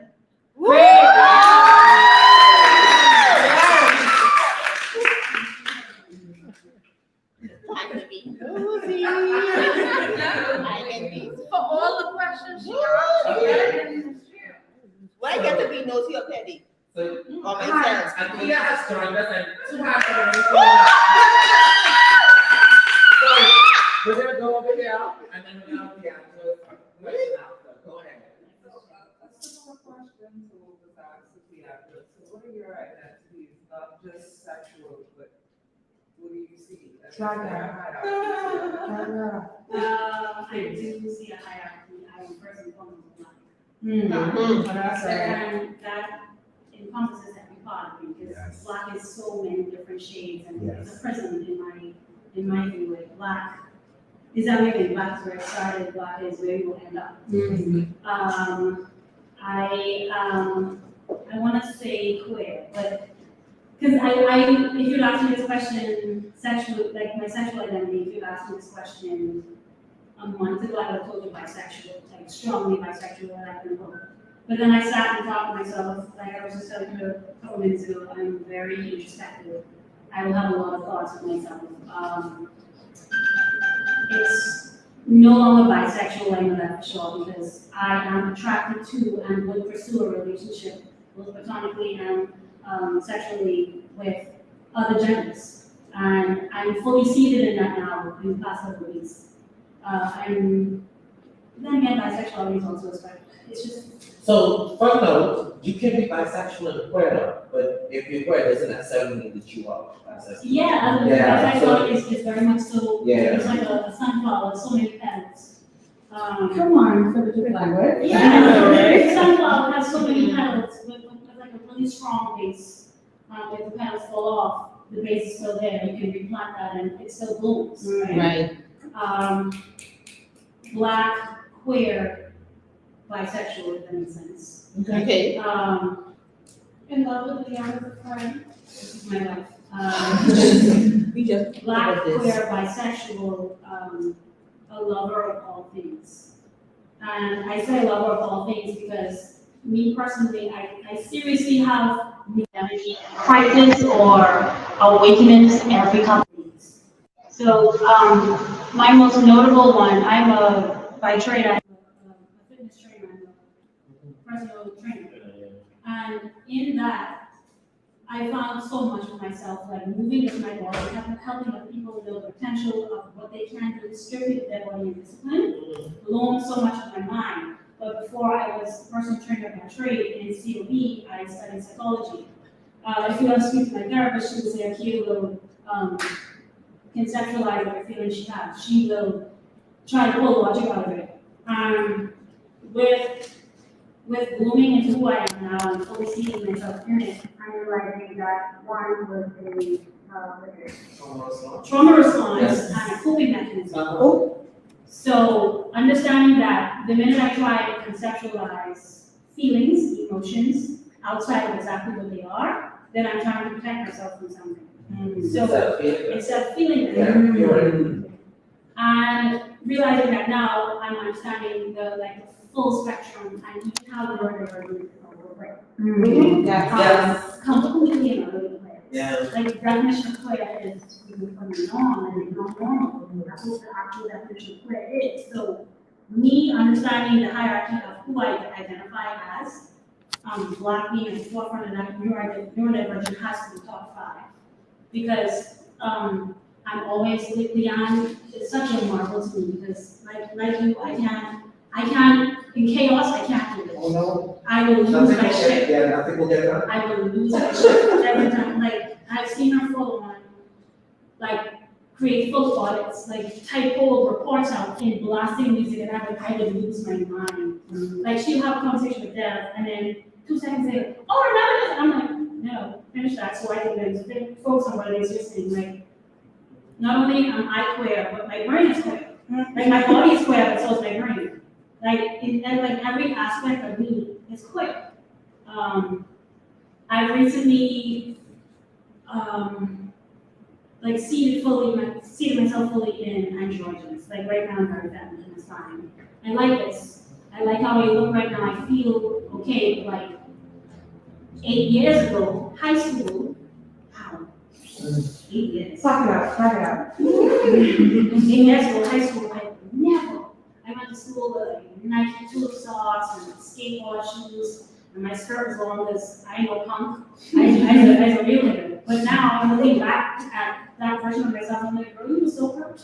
Oh my god, girl, you was trying to, you didn't want men to perceive you as feminine because that comes along with weakness, that comes along with you not being as strong as them, so they take advantage of you. And I just had a conversation with somebody. I'm like, my inner child is so broken, and she needed protection. She was my inner child, but my inner teenager, she's fucking angry with me, and she ready to rage. So finding the balance between those two entities, like my inner child is always on a healing journey, being reassured, being loved, cherished, protected. But my inner teenager, she herself needs to be reassured, she needs to be protected, but she also needs to express herself. And in expressing herself, I'm finding androgyny, I'm finding femininity, I'm finding masculinity. And if we know me on a regular day, I can rock any of those. Right. I can literally flow through any place, and I look and I feel as if I'm very comfortable with this. That's exactly who I am. I remember the first time we meeting you, you often flow in those states even when you're in one of them. Exactly. You still flow in and out of them seamlessly. And at least from the outside looking, I'm like, I just thought it was amazing. Because like you said, all of them are you. But do you have a question, I think? Oh, I was gonna steal something off of Aaron's card. And the prompt here is, what are your thoughts on ethical monogamy?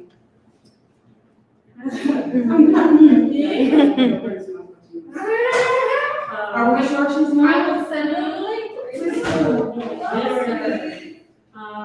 My thoughts on ethical monogamy. He's really ethical. This might be a little weird, but I think monogamy is a construct for heterosexual people. I don't think queer people are inherently monogamous, to be quite fair. I don't think so. I'm gonna add a sentence. But to queer people, that's a limitation. It's a limitation of expression. Okay, so, Sit in your seat. in figuring out if I'm queer or bisexual, or if I'm both, or I'm existing in both realms, I'm like, are you poly? But in that, I am in a very monogamous relationship. And that's fine. My woman is very much so probably Venus, and so am I. We are possessive of each other, but I'm of the understanding that we can be possessive of each other and another partner. We could all exist in that realm. Some people, their minds are not open to that. Willfully so.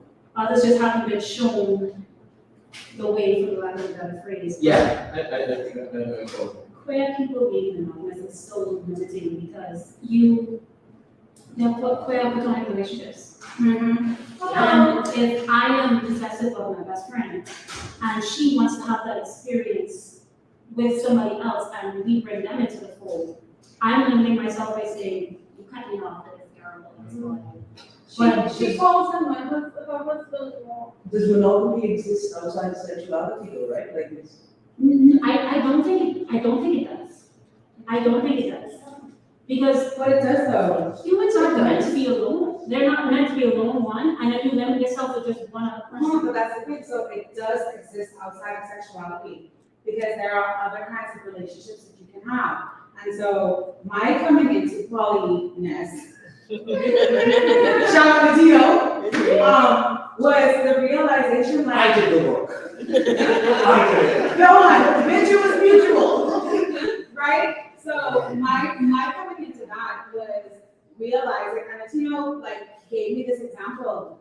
You have different kinds of loves and different kinds of relationships for different people. Like this is literally like what polyamory looks like. That's what it is.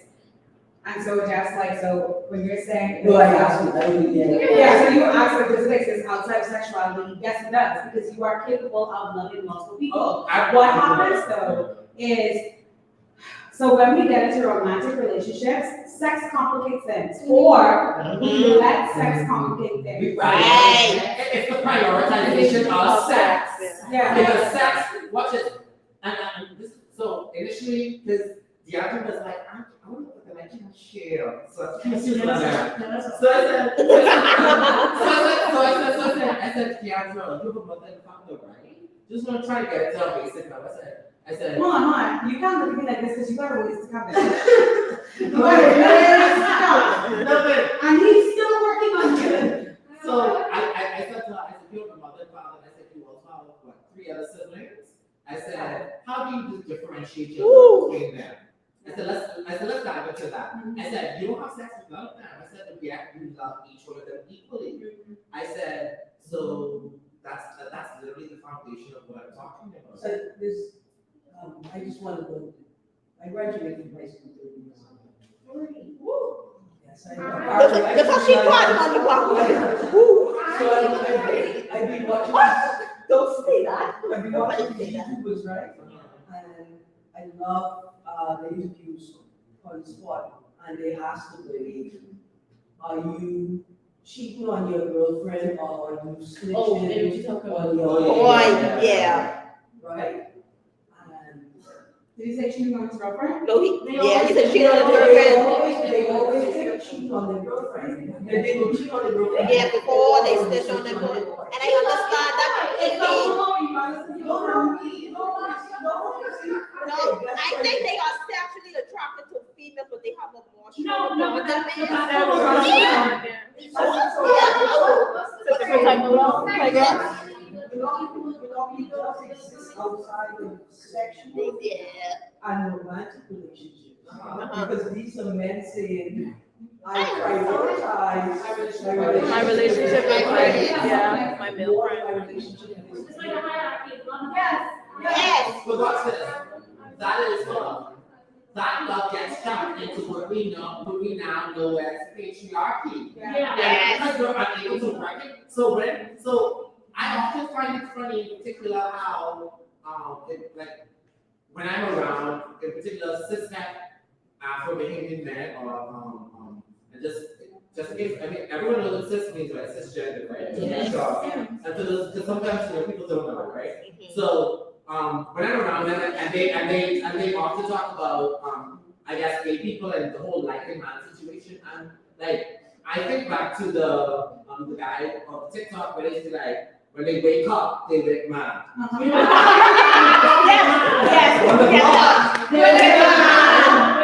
I'm like, but you're literally, you're stigmatizing, you're chastising me, who's being open about that. Yeah. But you don't recognize in your own very relationships how much you adore men. Right. Yes. Thank you. Thank you. They Die for that girl. But in the most very male cultural spaces, all boys schools, Yes. military. Yes. Right? No, talk about the military, especially ours. When they go to the police academy, you know. And then when we talk about more than just like grow up, they just like grow up with this and be next man. But the male experience, the rites of passage, right? Men, you wake up, you train, you learn, you have fun with men. Boy, this Right, like, it's the patriarchy that ties It visualizes it. Well, tentative, whenever it pops up, it's like, Yeah. oh, no, that's gayness. No, it's not gayness, because it's not romantic. Right. It's just a form of love that men are no longer allowed. Right. So I think that's why queerness is so important, because queerness makes that love visible. And it says, what would that look like if you were able to acknowledge the fact that I do care about this other man, although I'm straight and in a relationship with A woman. Let's bring it. Yeah. Let's bring it into the, you could love him without wanting to choose him. But That's how I feel about every No, so society then says to all of these guys, oh, you must be gay. Yeah. Yeah. Wait, they hear me in society. They can be. Can we talk about the way, just like you said, we talk about the way different human beings experience love though? Yeah. Yes. Because, like you say, I could love her without, I would never have sex with her, sorry. I'm not, girl. I could love her, at the same time, love my boyfriend or my husband. They stimulate different parts of my love. Yes. And to bring that back to See, I have a thing. I desire intimacy. Oh. Yes. Boy. Interactions with You have a revelation. No, I know intimacy over sex. Like your people touching they me. almost convince me that I must be sexually attracted to them. Thank you. And I try to show them it's not, it's an intense desire Mhm. for intimacy. But the truth is, I don't even want to know what your vagina looks like. Oh, Thank you. Thank you. I don't want to know, but I want an intimacy that may even leave us falling asleep next to each other. But I don't want it to be sexual or romantic. No, no, I love that. I love when we're going. I wish we could continue on. You guys get paid. I'm just gonna wrap up. Can we all give a round of applause for Sheila?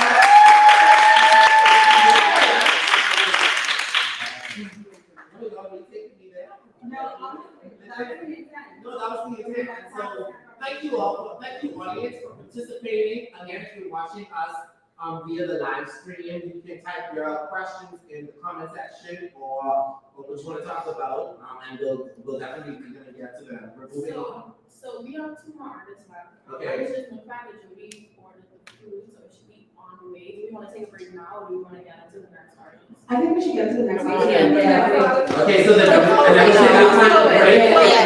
Yeah. Okay. The next one really. Okay. Right. All right. So I'm going to let me find the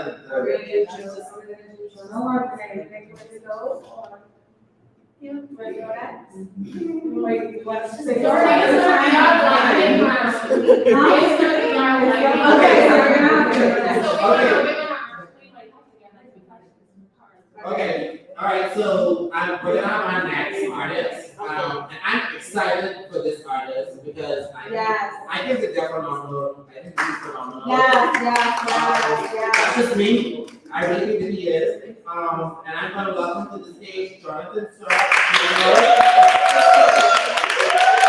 So if you don't know Jonathan is a 5-year national dance company alumna.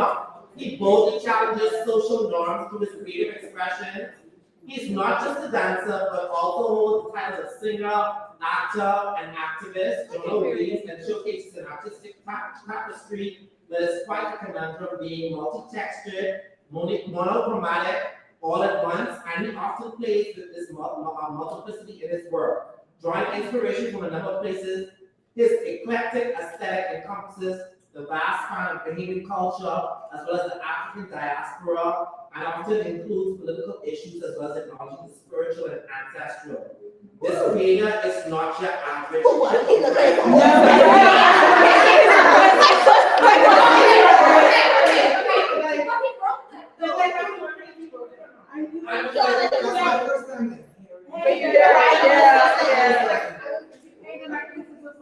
Can we give a round of applause for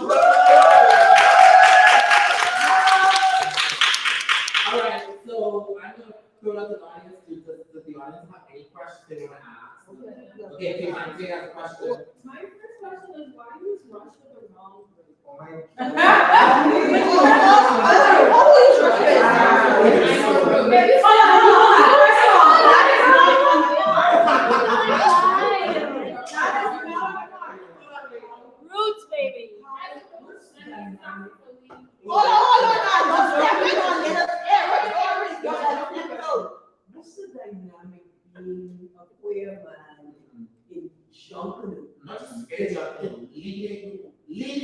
because Yeah, there you go, boy. You got common sense. I rushed to the scrap group, right? And I found that I've been marginalized by the jungle community. They're trying to get them on my show, but I can't get them. They don't talk to me at all. Yeah. I find it so interesting since it's kind of obvious we don't like Yeah. visible gayness, Yeah. but then there is a stature Mhm. that the gay men who participate demand because of the quality of work, Right. That they presence, produce. Yeah. how important they are in the whole thing. So like, the jumping community is extremely, Clannish. one track minded. A lot of people in jump canoe, they do respect queer people, but it's not popular to respect queer people. And so because of that, a lot of people go with the flow of things. But for me, I feel like the reason why I'm able to be a part of the community is because there are a lot of queer men that came before me in jump canoe that kind of like opened up that path for me. And this is like over the span of a few years, like even like like colonial Bahamas, there were people that like kind of fought for a space, right? And a lot of times, as queer people, we understand like the whole dynamic with hetero people always wanting to be adjacent to us, not necessarily because they like us, but because they can benefit from what we offer them. And so, a lot of males in the dance community, a lot of males are very, very good. Females are amazing, but when it comes to leadership, males are usually in those positions, even with ballet, which is extremely, you know, Don't look at them like that. I never it's a trained whole you multi-layered thing, from a and teacher yet. I don't agree with it. I do feel like there should be more space for other people to lead groups and things of that nature, but that's the way it is. And I also feel like, which is also unfair, I do feel like I have a lot of advantages as well because I'm a male. People are not always willing to listen to females or other genders at all, because as far as people in Junction are concerned, there are only two genders. And so it creates it's a very peculiar box to be a part of, but I've experienced positive and negative criticism. I've had people come to me and tell me how inspired they are by my bravery. I've also had people who told me that I should probably stop, participating in jump canoe, and setting a bad example for their sons, and they don't want their sons to look at a boy on Bay Street doing certain things.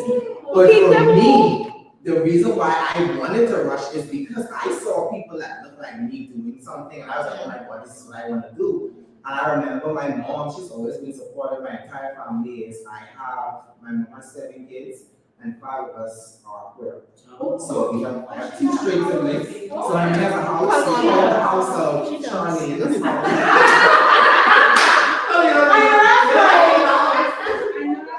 Yeah, literally we have like a full house. So like, she told me, I remember she told me the first time she took me to jump canoe, she's like, I remember you seeing people performing, and I remember looking at the light in your eyes, and I just had to put you in a dance class because I knew that dance was like kind of bring you into who you were. So, yeah.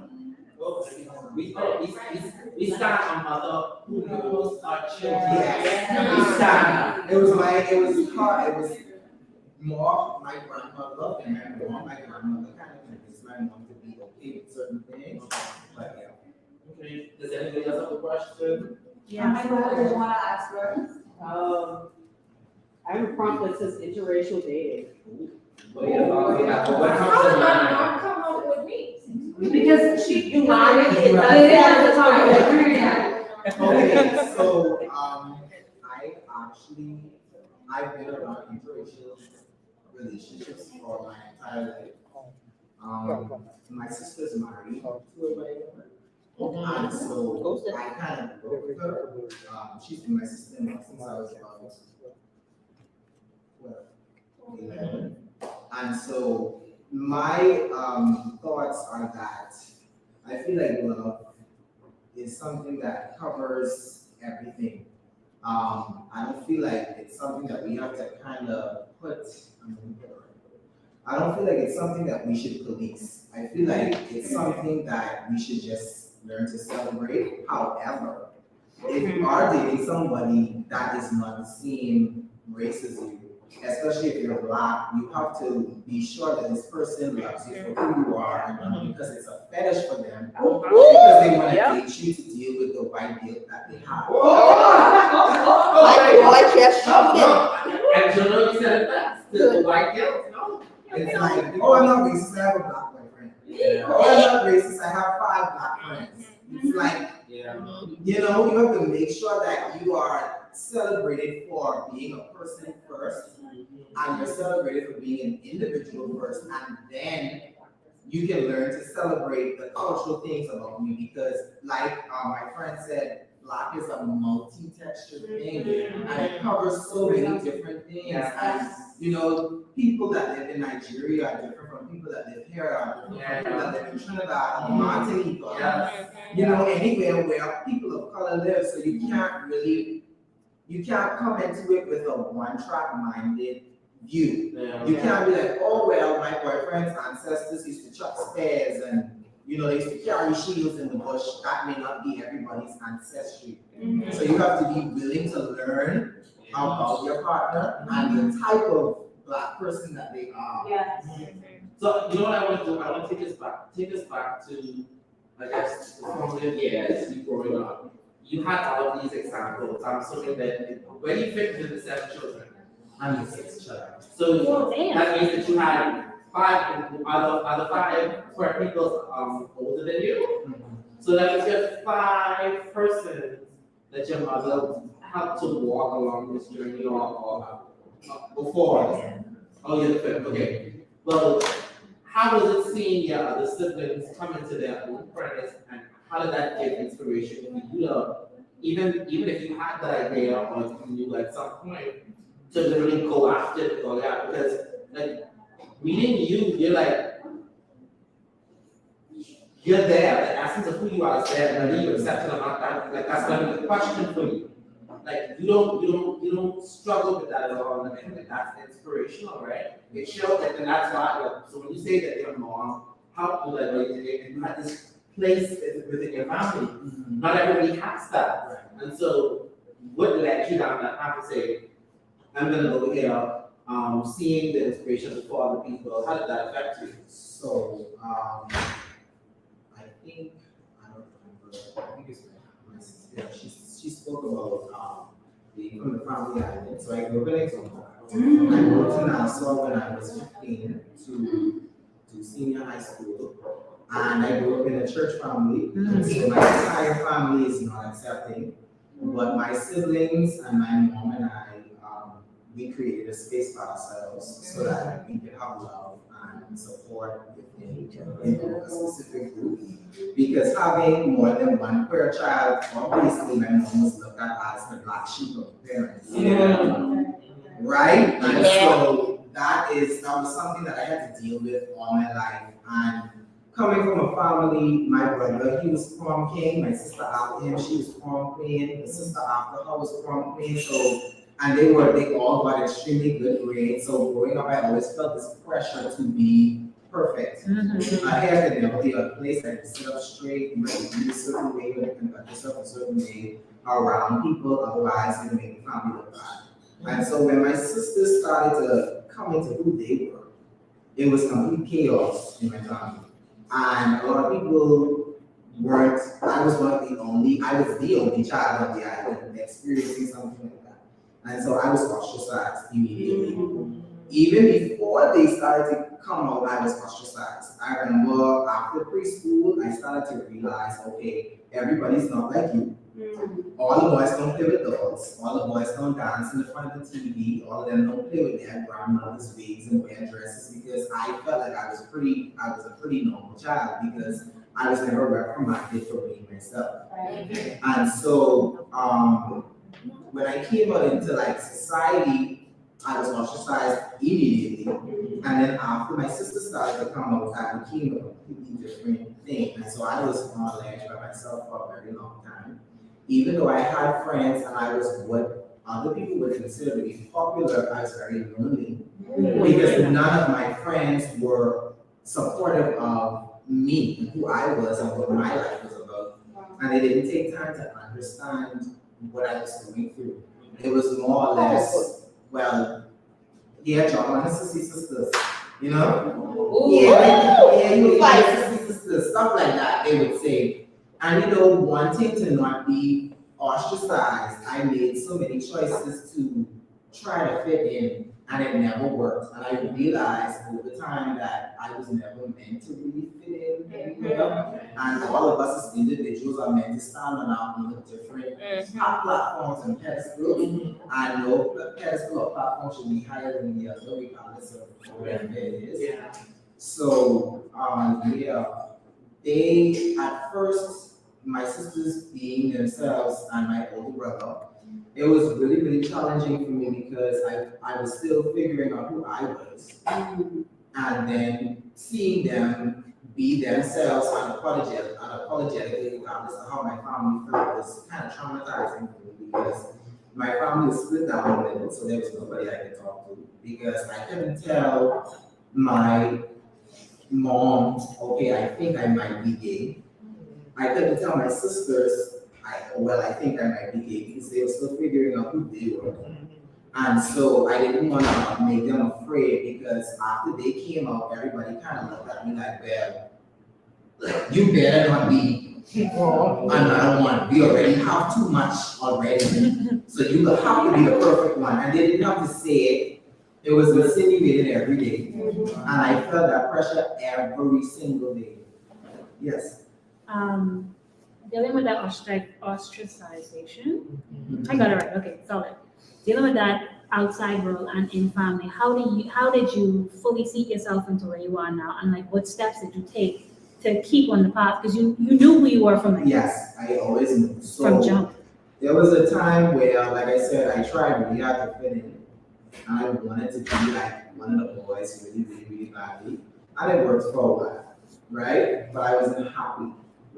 And I've had females that I've been in relationships with, and I can honestly say that I loved one of them. I really loved her, but I couldn't give her what she needed from a man. I couldn't give her what she needed in that type of way because I wasn't equipped to provide it for her. And so the steps I took really, one day I woke up because I became a big people pleaser and I became a comedian and I learned how to code switch, and it's a really crazy thing how black queer people Can type of code code switch. switching. Talk about it. Because you have the code switch for your white counterparts and you have the code switch for your straight counterparts. And so I can't tell you how many times, I've watched my other queer friends, be presenting. They put a lot of bass in their voice before they speak to a straight man.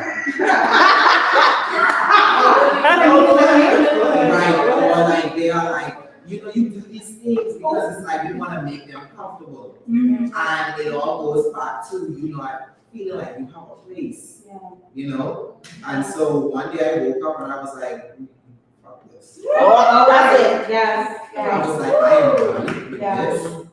And I realized, looking back, that even when I tried to hide myself, I couldn't do it. And so I was like, well, cheapest you just do what you need to do. You know what I mean? Because you can't hide. Everybody in school already had assumptions about me. Everybody already knew, all of my female friends already knew they were just waiting on me. My mom, my family, obviously knew they were just waiting on me. And so I just had to make a choice mentally, spiritually, emotionally, to just be myself. And I'm still working through that. There are times when I go out, people have this perception that I'm always so well put together. And that's just me being a ballet dancer, ballet. You just have to stand up a certain way, you have a certain posture, you have to look a certain way. And then being a performer, if you don't have that confidence on stage, nobody's gonna really buy what you're selling. And so we learn how to put on, that really, really confident front. But there are times when I go out and I would wear something that I'm very comfortable in. I have people snickering or laughing, and I would automatically assume it's about me. And for a long time, I was living in my truth, but I was still living in a hole in that truth. I was still hiding behind like a mask. It was like a watered down version of who I really was. And I just had to make the choice to say, I'm gonna be myself, regardless to how you feel. Because even with coming out, I heard you guys speak about a hierarchy, and in our community, there's like a really, really huge hierarchy. Yeah. And I feel like our community sometimes can be so superficial and Wait up. material things. Wait up. You know, when you wear and you don't have on no labels and all that stupid stuff that doesn't even make sense. And I got caught on that. And I realized, okay, you're repeating what we went through as a teenager. You're repeating what we went through as a child. And you're gonna wake up one day at 45 and realize that you never really experienced your life. Like this isn't a simulation, like this is the real thing. Like you gotta be present in this. And so that's when I just decided that it was a wrap. Let me get it. Be who I wanted to be. That's sweet. How much more time do you have, Keita? Okay, 5 more minutes. Okay. Does anybody have another question you want to ask? Yeah, I do. Inspiring, love it. There are questions I could ask you from what you talked about, but I'm choosing not to. I'll say that for WhatsApp. I would like to know your thoughts though on like queer platonic intimacy.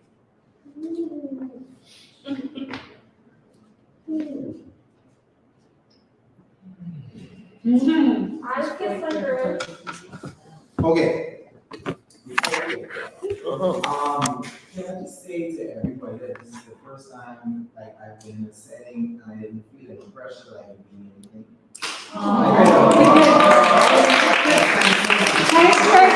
This is the very first place. Like you know, like that's what I'm saying. Like if I was in another queer space, it would not be this inviting or It's like with those girls and you're like, oh yeah. I just want to get up. Hi, once again. So it's very important within our friendship in particular that we don't subscribe to what we see a lot of times in the queer community, because sometimes, as you said, it can be very superficial, it can be very catty, it can be very capitalistic driven, where I am judging you based on how much I think you should be valued. Yes. Yeah, and so I know for my friendships in particular, and I continue to tell you this, and like that is the intent for this setting, is that we want to show up and we want to be vulnerable and we want to be intimate and we want to build community. And so that's really why, that's the vibe we're trying to cultivate. We want there to be sharing. We want this to embody queer platonic intimacy. Like I want you to see me. And I want me to see you. And for all of us to see each other. Right. Yeah. We don't. So, let me rephrase the question. Go ahead. Are all gay men just having sex with each other? Is it like in the movies and television shows? No, actually, it's nothing like that. Nothing, because there are so many counterparts that I can never have sex with. I love them so much. We call each other sister sometimes. Like that's my sister. Like I can't. It's a thing, and I think we need to establish more platonic intimacy in the community because there's so much pressure to perform sexually sometimes, especially among. Yeah. Come on, wake it up. It's like you want to be friends with somebody, and then the minute like, okay, for me, I'm gonna get really intimate for 2 minutes. Go ahead. I was in a relationship for 4 years, right? Recently broke up, and there were people I thought were my friends who couldn't wait for the opportunity to try and have sex with me. Oh, There are people I thought were my friends who couldn't wait for the opportunity to try and have sex with him. I know. So it's like, it's a thing where we have to understand that sometimes we have to realize that sex isn't the most important thing. So we also have to realize that the sex with this person may be good, but is the relationship worth jeopardizing for that sex? Yeah. You understand? Or the other relationship. Right, and if your other relationship, if you are in a relationship, because, all of that happens, apart from that, my very best friend, one of my very, very best friends, and we were also in a relationship during the earlier parts of my discovery of myself.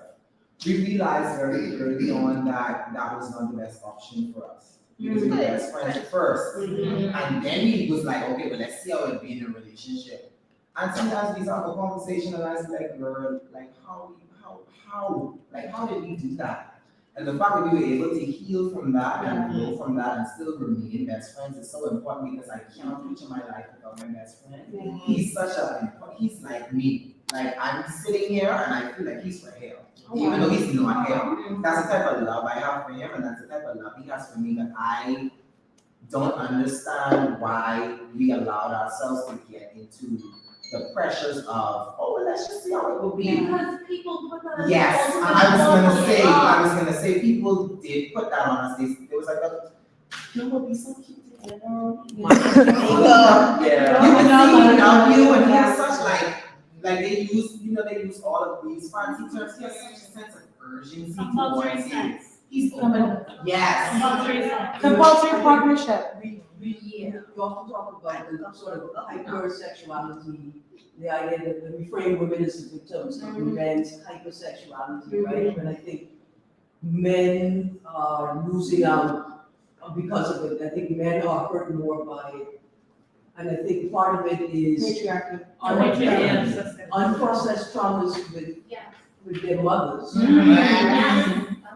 And so they end up in relationships with women that should not who are the mirrors of the mothers that did the trauma to them? Right, or the unprocessed Yeah. trauma. And then it's the right, like, oh, we vibe, we have good energy, we should be romantic. The reason I think a lot of men lose out, well, one, society has a big part to play in that because we don't teach men to be in touch with their emotions at all. We completely remove them from that and we tell them that if they do it, it's feminine, which gives them the idea that femininity is a bad thing. And that's the reason why when they see feminine men, they don't know how to deal with it because they feel like it threatens their existence because they tie their masculinity to their existence, which is crazy to me. And they miss out on the opportunity to form really, really platonic relationships because we all need each other. We don't just need a bunch of male friends because they can't really give you the perspective that you may need all the time. You may need a friend that's not one of your boys, but if you're trying to grind everybody, you want to put that in. And instead of be subpar, don't even be good.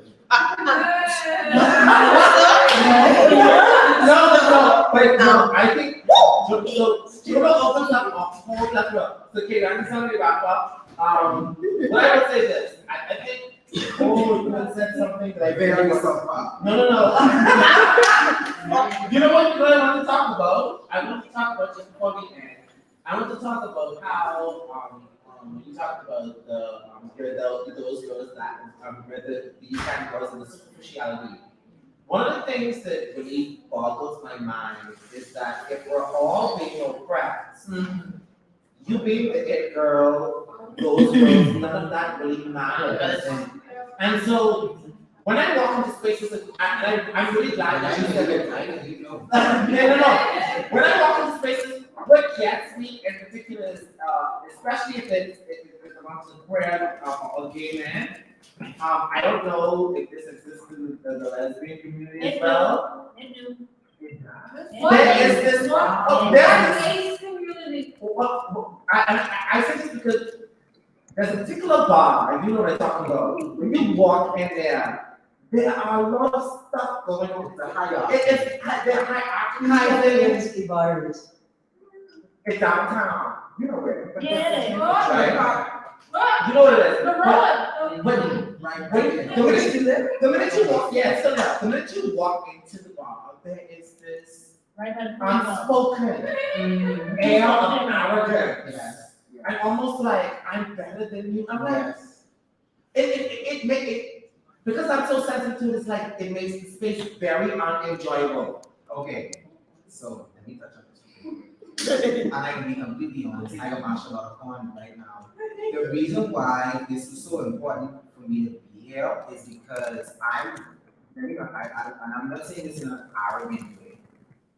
There are people who have come to me before and they was like, oh my gosh, I just want to go. And I'm like, what does that mean? Does that mean that I am socially accepted because of something? And if so, that's okay, but why can't we socially accept everybody? You know what I mean? Yeah. I remember when I first started coming out, immediately I was placed within a certain hierarchy of people, right? People would be like, you have really high cheekbones, you have a beautiful nose, you have a pretty complexion, and I love fashion. I don't feel like loving fashion is a result of being shallow. I feel like your fashion should be a manifestation of your temper on the inside. And so I love fashion for that reason. And so people realized that and automatically they were like, you're one of those girls. And whenever I walk into a space, I know that our community can be extremely redundant because we victimize each other through the things that we've been through. So we do this exact same thing. We become our oppressors. Yeah. We mirror them. Yeah. And so because of that, I make it a point to speak to everybody. I make it a point to let everybody know that I see them. I hug everybody, I tell everybody good night, I tell everybody hello. That earned me the reputation of people calling me, sometimes they call me Maya Angelo, or they call me Mother Teresa. Oh, girlies here, everybody, girlies talk to everybody, but everybody's important. And we're already a part of an ostracized community, so why should I ostracize my sister or my brother? Yeah. Because they don't dress the way that I dress. Fashion is important to everybody. Those kinds of things aren't things that drive everyone. Yeah. What should drive you though is the caliber of character that you have, and that's what I'm drawn to. And so I speak to people based off of what I get from them from a character perspective. And because of the way I am, people find it very intimidating to speak to me, and they say, oh, well, I thought you were going to be stuck up. Or, when they find out I like anime and I like Paramore and all that stuff, it's like, and I'm like, okay, I can like Paramore and then I can like the City Girls too. I can be a fashionista and do spirit work as well. Yeah. We're all multi-textured, we're all multifaceted people, and we have to stop putting people in boxes because of what we notice first. And from a spiritual perspective, I always tell people life is a mirror, so what you see is what you are. And anything that you see in somebody, positive or negative, is what you see in yourself. So anything you notice negative about somebody, that's some shadow work that you gotta do to fix your own spirit. The positive things that you see about people, those things already exist inside of you. And you don't have to look out of yourself for anything. So let's give it. Mic drop. Let's give it for Robert.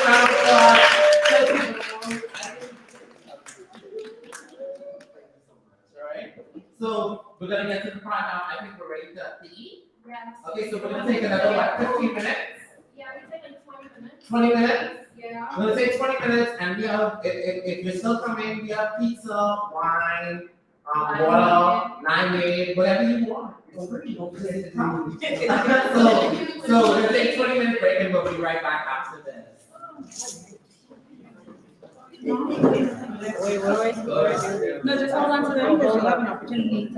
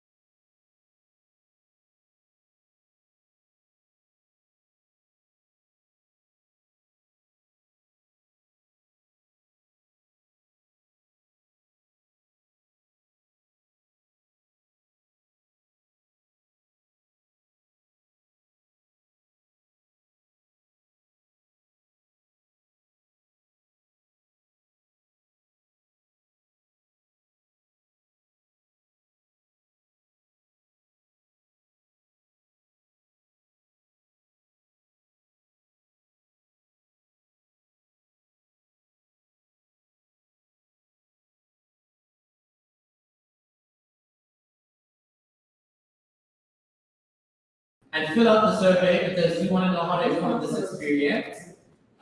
We want to know your feedback. And if you want to volunteer, there are options for you to volunteer with the organization itself. Go ahead. See, I love conceptualizing the event. What I like about it is like, it's a thinking event, it's a connecting event. And it's alcohol, but it's not the center No, of the event. no, definitely. We definitely, obviously, alcohol makes everything Yeah, a little bit yeah, yeah. better, but it's not the center. You know, coverage. it's a very nice subversive little thing there. And that was the whole point of it. So thank you for that feedback, Aaron. For those of you who want to, who didn't hear my message, you can go to the Instagram page, the Organization of Queer Resistance, and fill out that feedback form by clicking the link in the bio. And it's a link tree, you just go to the feedback form and tell us your thoughts. If you want to volunteer, there's an option for you to do that. You leave your email address so we can send you emails for the next event. So this is going to be an ongoing thing. Next 2023, we're going to plan. We don't know what's next per se, but we definitely know we want to do some more of this. If you're joining us live, you can also go back. If you've been watching for a couple hours, you can go and click, go to Instagram and click the link in the bio and fill out our feedback form and tell us what you thought about this event. We're gonna move to our last presenter, our last artist for this this event, and I'm excited to hear from this artist because I think that they are unique. I think that they offer a different perspective, and they've been a part of the community for a while. They have a lot to offer to our community. So I'm going to welcome. Let me just get the bio. I'm going to welcome Renee Caesar. And Renee is passionate about writing, film, music, and saving the world in no particular order, right? She feels naked without earrings and overdressed in matching colors. She was never lucky enough to go to college, but has been lucky enough to learn via osmosis from those who have. She's anti-capitalist, and as such, has requested that her bio be published in lowercase. And I stand Renee, because Renee will have it no other way than the way she wants it. No, because that's just Renee. If you know her, you know that she is who she is, and you like it or leave it. And so, without further ado, we welcome Renee Caesar.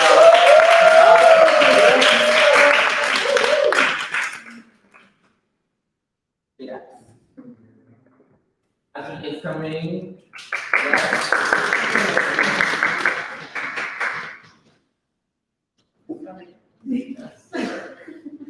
So yes, are there any questions for Renee? In the audience, do you have any questions?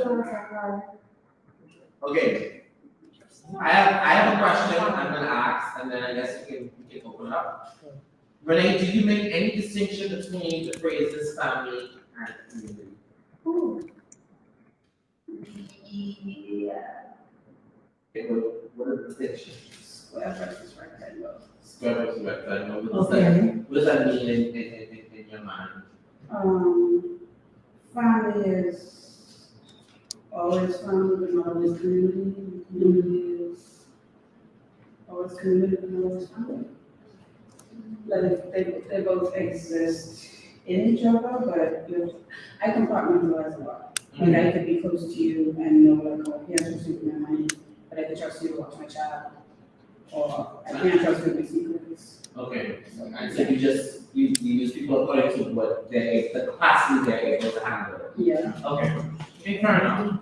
Tell us a little bit about your artistry. Yeah, I have a question. Oh, you have a question? Yeah, my question on the card is about your art. Who first recognized your ability to make art? Me. I like that. That's right. Go ahead. Yeah. How did you come to that ability to recognize, or have you always just known? As far as I know, I've always just known. What I age remember what is the earliest age do you recall knowing that you knew? my first clear memory is writing a song when I was like 6. I remember clearly sitting behind the couch and writing a song. Okay. Do you remember the name of the song and what was it about? I didn't know the name, but I remember the song. Okay, just want to share it with us. I know who you are, and it doesn't face me to go It's a ahead. song about love. Go because ahead. I was growing up as a sex parent.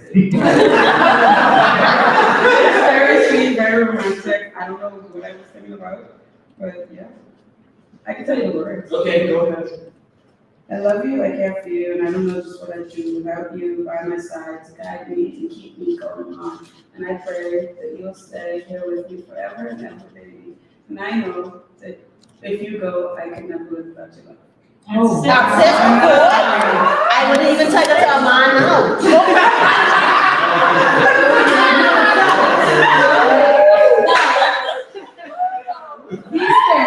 But to be able to remember that, I think, so I wrote something, I cannot remember it. It's in a minor bundle book that I keep, somewhere.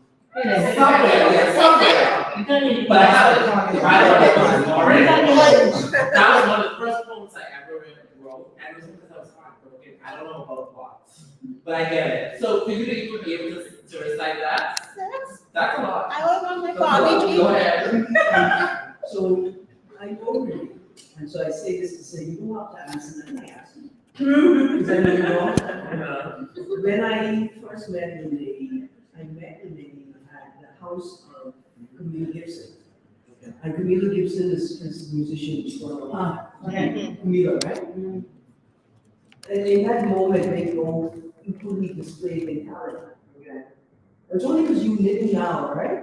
That I want to ask you sort of a very kind of intimate question. Okay. So Camille went off and she made music, and you didn't go off. Being here in this space caused you to develop. Camille only does music, right? But you are. I mean, that's a great way to say prolific. Yeah. I said, no, that's what you meant. Prolific. Because as being here forced that to come out of you, or as being here been like as difficult as it is to be here, sort of the perfect receptacle to push out all your talents. I don't know if I thought that before, but not in part. I think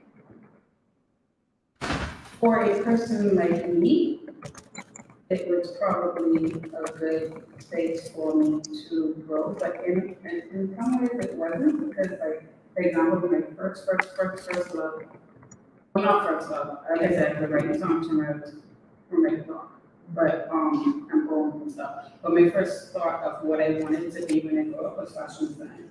And I've done pretty much everything else, I've dabbled in everything else except that.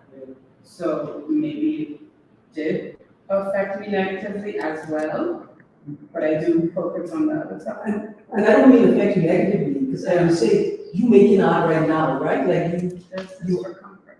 Yeah, you are right now. Some comfort creates art. But what you did was create a whole new artistic platform. And in a different way, because all of the other artistic spaces were very sort of, I would say, cliquish or clannish, very policed. But you came on the scene and created something larger than all that people could connect to. So when I say the roughness of it, I don't think of it as, I mean, I know what it is to live through this roughness, but I don't see anything negative, right? Like everything you turned into freaking But I also, magic. so I hate you. I'm gonna agree to you. I'm gonna agree to you from my perspective. I think Renee is everywhere but nowhere. If that makes sense. Yeah. And because she's everywhere and nowhere, she gets to exist in all of these spaces and dabble. But but never really rest in them. Like, I hear people talking and calling themselves influencers, young people in this town, I don't ever want to mash anybody out. But that era wouldn't have been possible without the spaces when they created.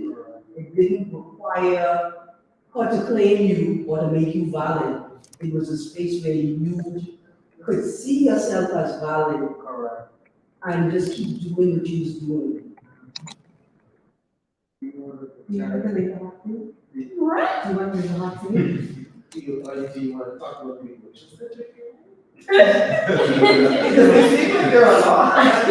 It's a queer space compared to the traditional spaces. It allows for other people, other types of people to get in who would not ever be seen as a valid artist by the other traditional spaces. And you did that. I think, but I think, so from my perspective, and I think you, like, just like, we haven't had that many conversations, but you've done a lot of work, but you don't take the credit for that work. And I think the space is right for you to be credited with the work that you should, and the recognition that you should have received from the people that you've been in. But this is also activated why me, Deandra, Kimante decided to put on this event, and why we decided to do this, because we wanted to house a space, as Deandra was talking about earlier, that allow people to be in the space and not, like, we don't want superficiality. We have a lot of that in our everyday lives. We want to be able to let down our guards and know that we're not going to be betrayed in this space. Yes. We want to know that this is a space for you to be vulnerable, right? Like, we're tired of having to put on these masks. This is a space where you don't have to do any of that. So when Joel talked about it, I was like, yes.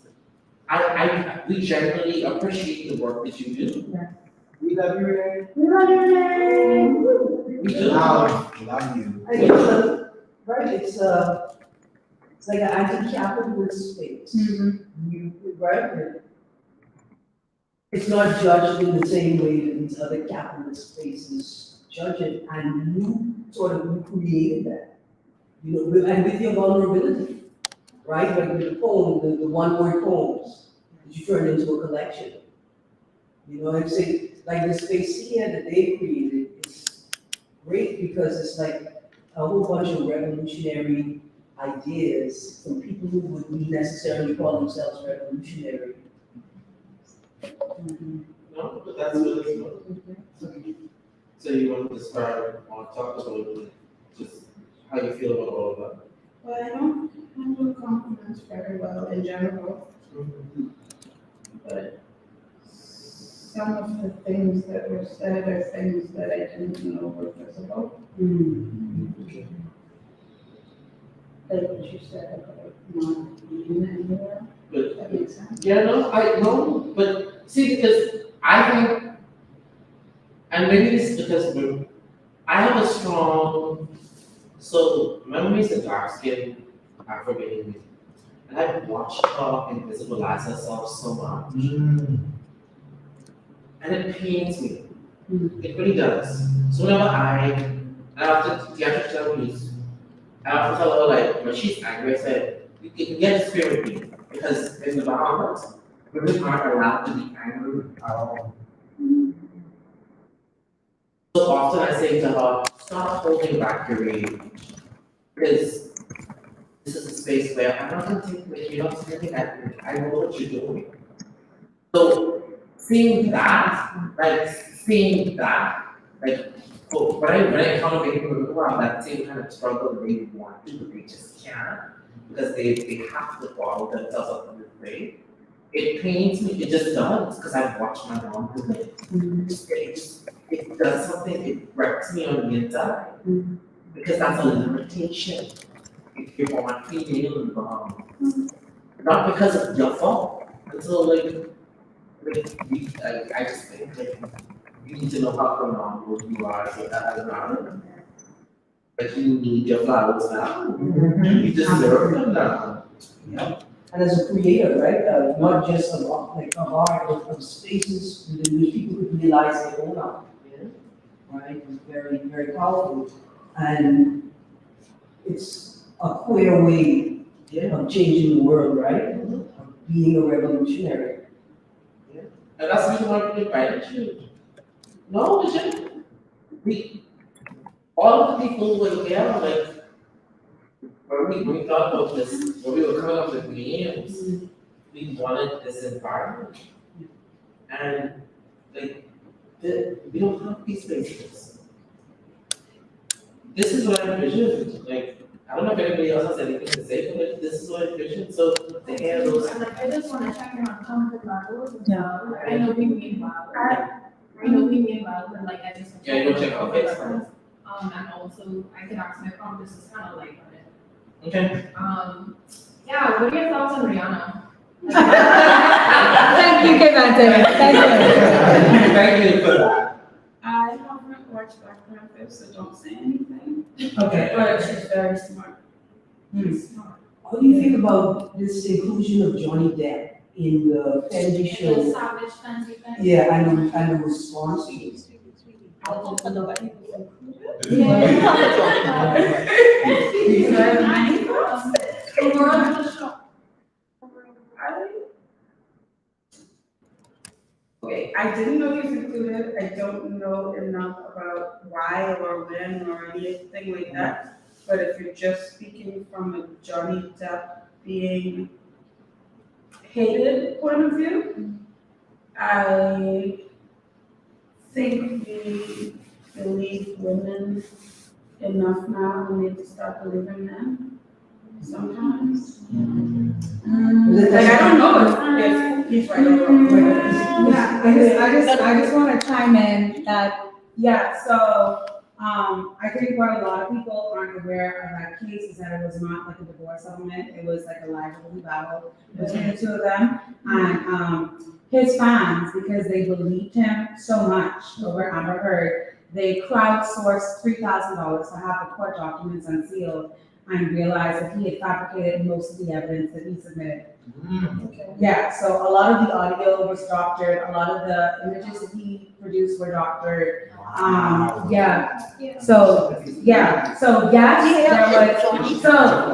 So you can, it's a very difficult position to be in because am I an abuser if I am responding to violence and abuse? Exactly. And, yeah, so it's very, I feel like you're both abusers. Right, And there it is, violence. like, if, I feel like, I don't know enough about the things, like I said. Right, so maybe you'd be like, oh, he's right, she's wrong. Because it's still hearsay or whatever. Yeah, that was wrong. As an artist, and as a curator, right? Like, I would call you a curator of spaces, right? That's what you do. You see a space, what people want to do and who should be in it, right? Is there space for morally problematic artists? Right? Like, is there a space there? Right? And should we exclude them? Or do we curate the work and determine whether any of it can be used? I think that if we start to go down the slope of dismissing the art because of the artist, we will miss out on a lot of stuff. That doesn't mean that R. Kelly, for example, added anything philosophically of value to us for us to care that much to hold it, but it's still a slope of things that we could lose out on, and that doesn't mean play it in public spaces to hurt people, but like. But because it adds to the art form, and you get to challenge it with other kind of work. Yeah. Yeah. Like, how are you even gonna have discussions about what was wrong? if we just- What was problematic if you can't compare? Yeah, I get it. That's a very interesting way, and I know you articulate that. Go ahead. It's personal for me, right? Like, I've been accused of rape, and I am a women's rights advocate, and so we always say, believe the abuser. The abused, or the accuser, right? But, I don't even talk about it because I just feel like I don't think the woman should continue to embarrass, right? Like, I don't want to add to the embarrassment and all these trauma that comes from. That's my personal, right? I would hate for my voice to be silenced because somebody thought that you don't have to agree with me, you know, but I don't think it should be silenced. In the same way, I struggle because I do like a culture segment and I play Indian music. And I struggle with whether I should play in CPS music. Oh, yeah. Statutory rape charge and conviction. Yeah. I don't she got to play, I need to do. Oh, okay. Right, so yeah, he has some, You can ask about it.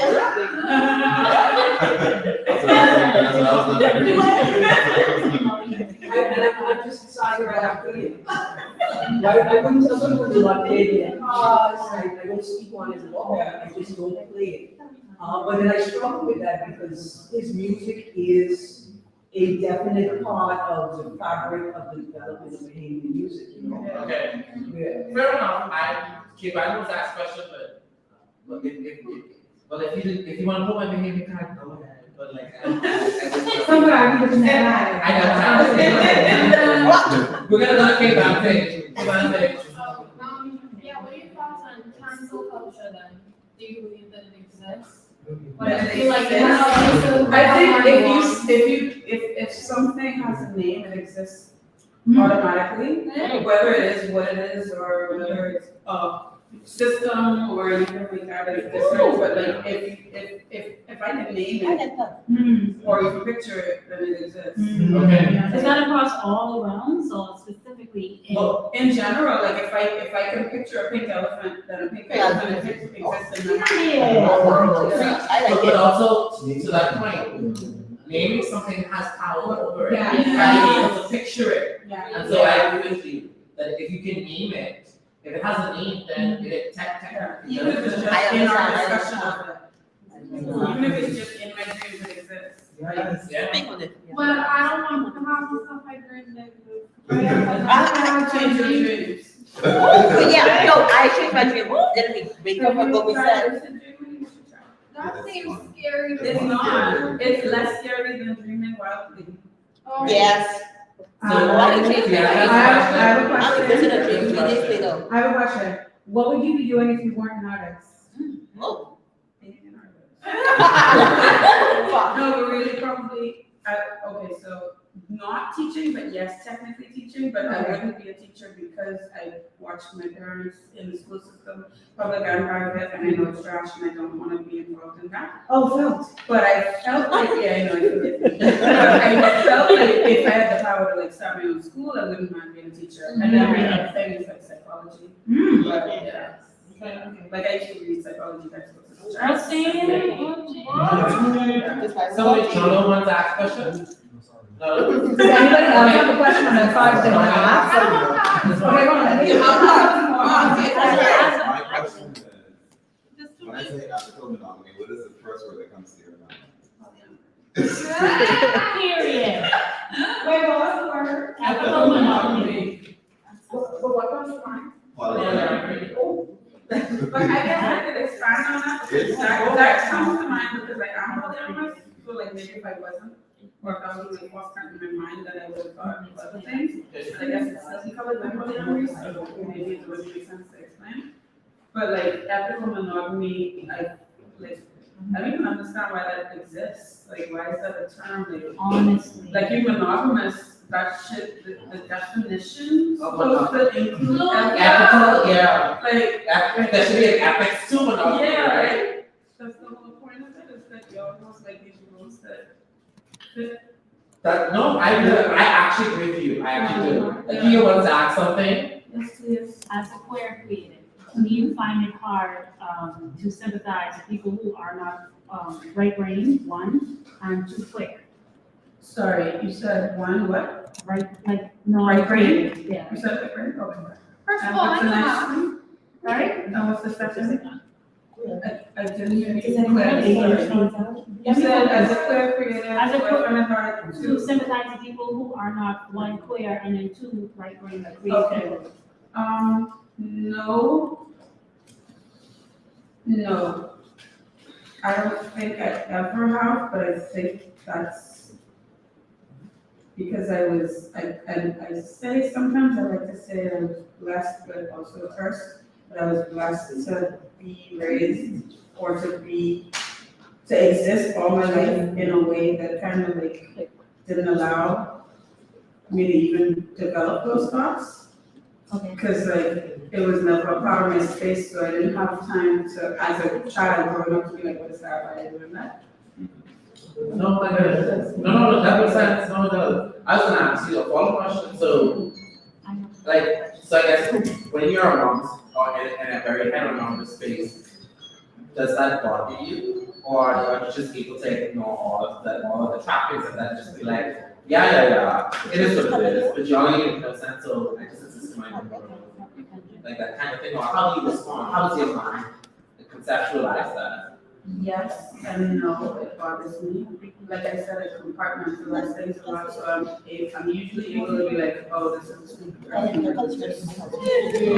can't just do this, but I can just sit in this space with them and watch this movie without being upset or whatever. But then they start saying, and then the Scorpio we would rise up. Because, like,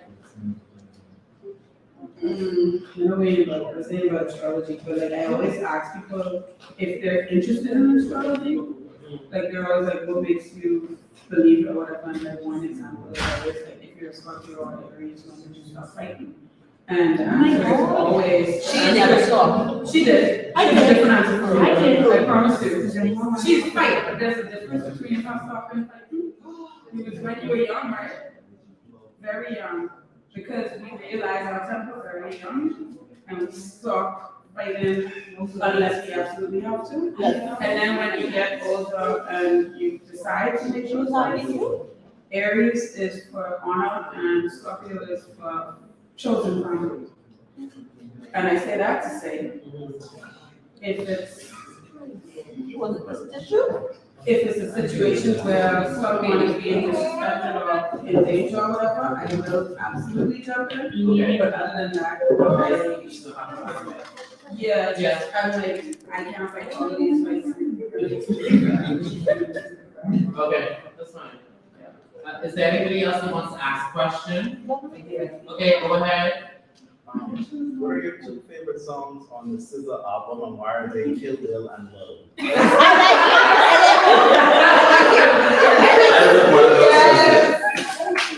I'm gonna listen to those and see why they're my favorite. Because I don't know those, or if I have, I didn't know the names. But that's because I very rarely have time to listen to music that's coming out unless someone literally says, like how you mentioned it, and I go home and I listen to those. Okay. But yeah, when I'm online, I'm usually doing something social media related. Jono has a question, go ahead. Who are two of your favorite writers? And why? And why? That's a loaded question. Yeah, that's a big question. But at the same time, you could say three people. Do I have a Yeah, that would be great. The answer to that is probably the same as the answer to that, because I think in Ray, What do you mean by that? I don't really. It's not black and white. Yeah, I do have a favorite singer or favorite this day and then tomorrow is a different person. Okay. But it doesn't mean that that person isn't still my favorite. Okay. It's just it's mood driven or like I said once again, compartmentalized. So like this might be my favorite. It's hard for me to pick one solid favorite of anything. And that's probably all you need. That's what I feel. What's your favorite person? Right now, this moment, today, At this very second. music, You are anything. Favorite anything. What's your top favorite right now? right now in this moment, I am feeling more confident than I normally am. So right now, I'm my favorite writer. I know that's right. Because I really enjoy reading, by the way. because a lot of times what I write isn't what I was thinking, is just write itself. So like, it's stuff that I didn't know. You start going and then you end up at point Z, and you're Yeah. like, I passed everything else. Yeah. Yeah, I'm totally. I would love to read your work. We would love you. It's a deep question. Do you have an internal monologue? Like I heard recently that some people don't have that. I don't have that. Do you think with all, do you have, do you think with all of these, like how young, queer people have a different consciousness? Than straight people. So for you, Robbie. I don't know if I would say consciousness, and I know it's the last thing, but it's forefront in my mind, it's the last thing that remind me of personally. I think I would say consciousness, but definitely different. Like I keep coming back to polyamory, but like while Jonathan was talking, like I was thinking about how maybe not all my life, but all my relationships that I've been conscious of it. I try to lead from the healing first. So it's like, and I think that's because I'm polyamorous, so like I think differently about how love works. So like I'm leading from a, how can we fix this if it comes up in the future kind of thing, but it didn't come up yet. So I want all the solutions. That's me. Yeah, I know. Yeah. No, I actually work that way too, so Yeah. I get it. So I think like, so I started addressing stuff for the right because okay, right, you will be dealing with this so that you don't have to deal with that. Yeah. So I get that. I really do. And then to use that as an example, like for like the queer space in general, like including like all the U's and the I's and all that other stuff. But I think queer is basically the another term. There's no problem. Yeah, I feel like it shouldn't be a separate section. I feel like that's more of a umbrella term than LGBT. Yeah, actually, yes, you're right. Yeah. I get you. Yeah, but I think when you, especially if you know it from a young age, you think about the world differently, you approach the world differently. Like, for example, like I think a lot, like I used to queer and poly, a lot of queer people, it's more probable for them to be poly because they value love differently or more in relationships. Because like if you losing your parents and all that other stuff, like the normal story, then yeah, you kind of learn how to love differently and like want to hate someone if you break up or like even if you. Also, if you do, also because you can't rely on them, you have to forge new kinds of relationships, which ultimately you end up experimenting with polyamory because it requires you to think differently and figure out different solutions and different ways of connect. Yeah. To your point, yes, I agree. Does anybody have any other questions? Akia has one more question and then we're gonna wrap. When I say we're gonna wrap, we're wrapping for the live and then you'll have until 5 to drink, talk. Like you can use prompts to talk amongst yourselves. That's walk shop. Put the Tino in the hot seat because he's been running.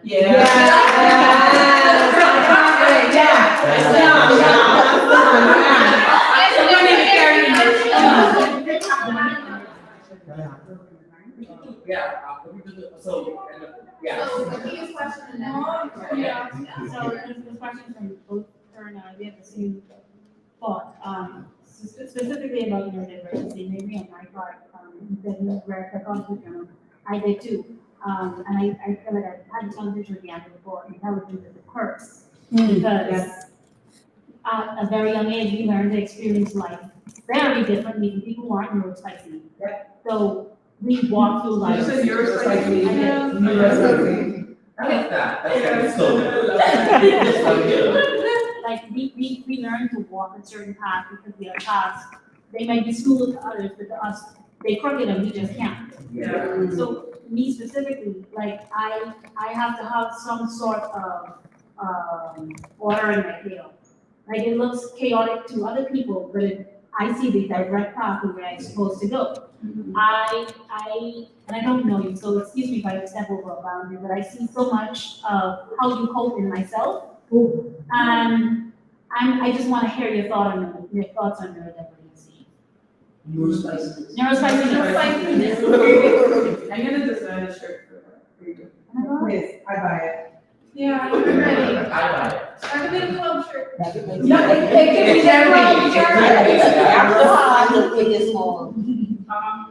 My first, I guess, yes, I agree with what you're saying overall.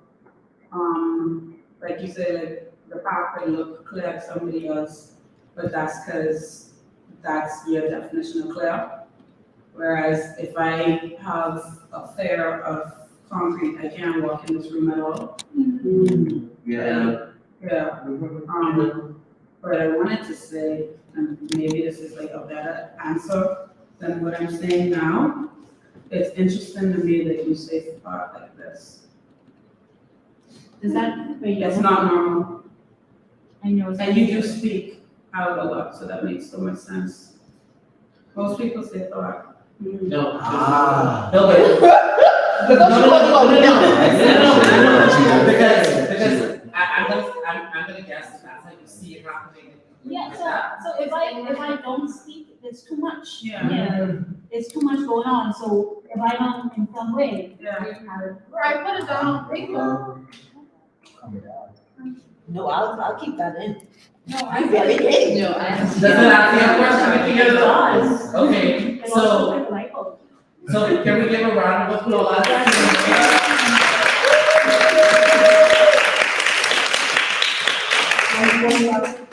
I write on the bill, it says laugh and plastic. What is it? I used to write, I still do. I will write my name in capital letters unless I'm forced to write capital machine. And it was because of bell hooks. Dallas doesn't recognize anything like that. No, Dallas doesn't recognize- that's where I started. Okay. Why use no right? I know you say because you're in calculus, right? But I think I did it, but I don't know. It's partially a joke, Yeah. but I like it visually more.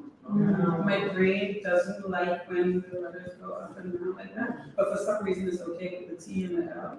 No, I get it. But I did it as a revolutionary, like, you all think I ain't important. I don't want to be like y'all. Yeah. Like, I am really important, whether I'm in capital or capital. There's a side reason that I literally forgot what it is. But like one of the poems in one of my books, I realized after I had written it and published it and printed it and everything, that it was the only thing that was written with capitalized. Because I feel some way about capitalizing the I. And then there's also, I don't like that we force the Christian perspective of capital G. Come on. But because I grew up so Christian, I couldn't uncapitalize the G without uncapitalizing everything else. And I think that's where it really started. But I like visually because when I either write block letters or all small letters. Like I don't like in betweens. I think there's so many people that don't realize that they can do that, and you don't have to do it the way they say you have to. Yeah.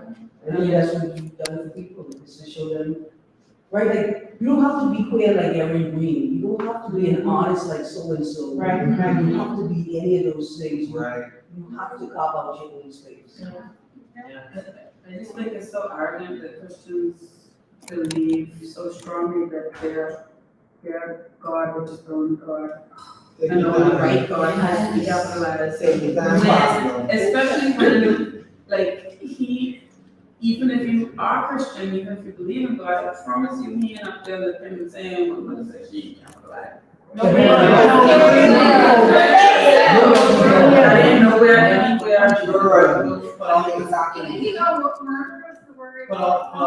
But also, I think it would worry Christians if they really understand how much of it is someone intersectional with the Muslim faith. Correct. Or with any. But see, religion. that requires a certain level of, that requires a certain level of like reading and cognitive function. Even- Right.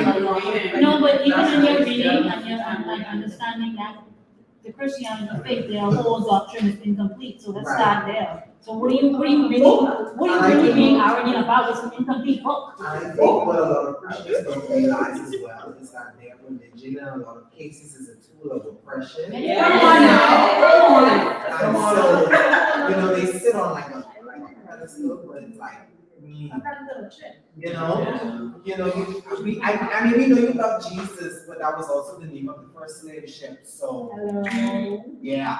So these are the things that we're talking about. So everybody give it up for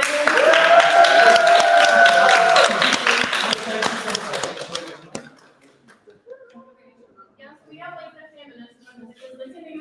No, wait, wait, hold on, Donnie, hold on. No, that's. You might as Wait, well. Thank God. Oh, wait, no questions. Okay. Are we gonna end? Oh, are we gonna end? No, we have 15 So, minutes, thank you. Are we giving you all questions? Oh, Are we giving you all questions? so we are going to, hold on, we're ending the live, right? We're ending the live? I'm gonna end the lab. Do you require that degree of privacy? No, I don't cry, but I think, Time. Romal has some things he needs to do, and so we need to give him, because he wants to take them, so we can analyze. I had to take my computer, yeah. Yeah, so, give Okay, the so. thanks. Thanks. So thank you to everybody who tuned in online. Thank you for joining us for our inaugural Shaping Queer Stories event. And we're really hopeful to have more of these events very soon. And in spaces where more people can come. I would like to thank once again Young's Fine Wine for sponsoring us with the drinks, TERN Gallery, of course, for offering us this space, to Jody and Ronaldo, who have been so instrumental in setting up, but offering us the space as well as like doing the live for us. Ronaldo manning the technology there to Amanda Coulson. Of course, special thanks to Atlantic Cash, who's our marketing director and the founder of Fostering Love in Community. Ryan Lewis, who's the graphic designer for all of the promo stuff that we've had. Leanne Keith, who is the designer for the cards that we're holding. So y'all can check her out on Instagram at NASA Stricto. So the Yankee Albuquerque? No, Yeah, Leanna. I'll talk to you afterwards.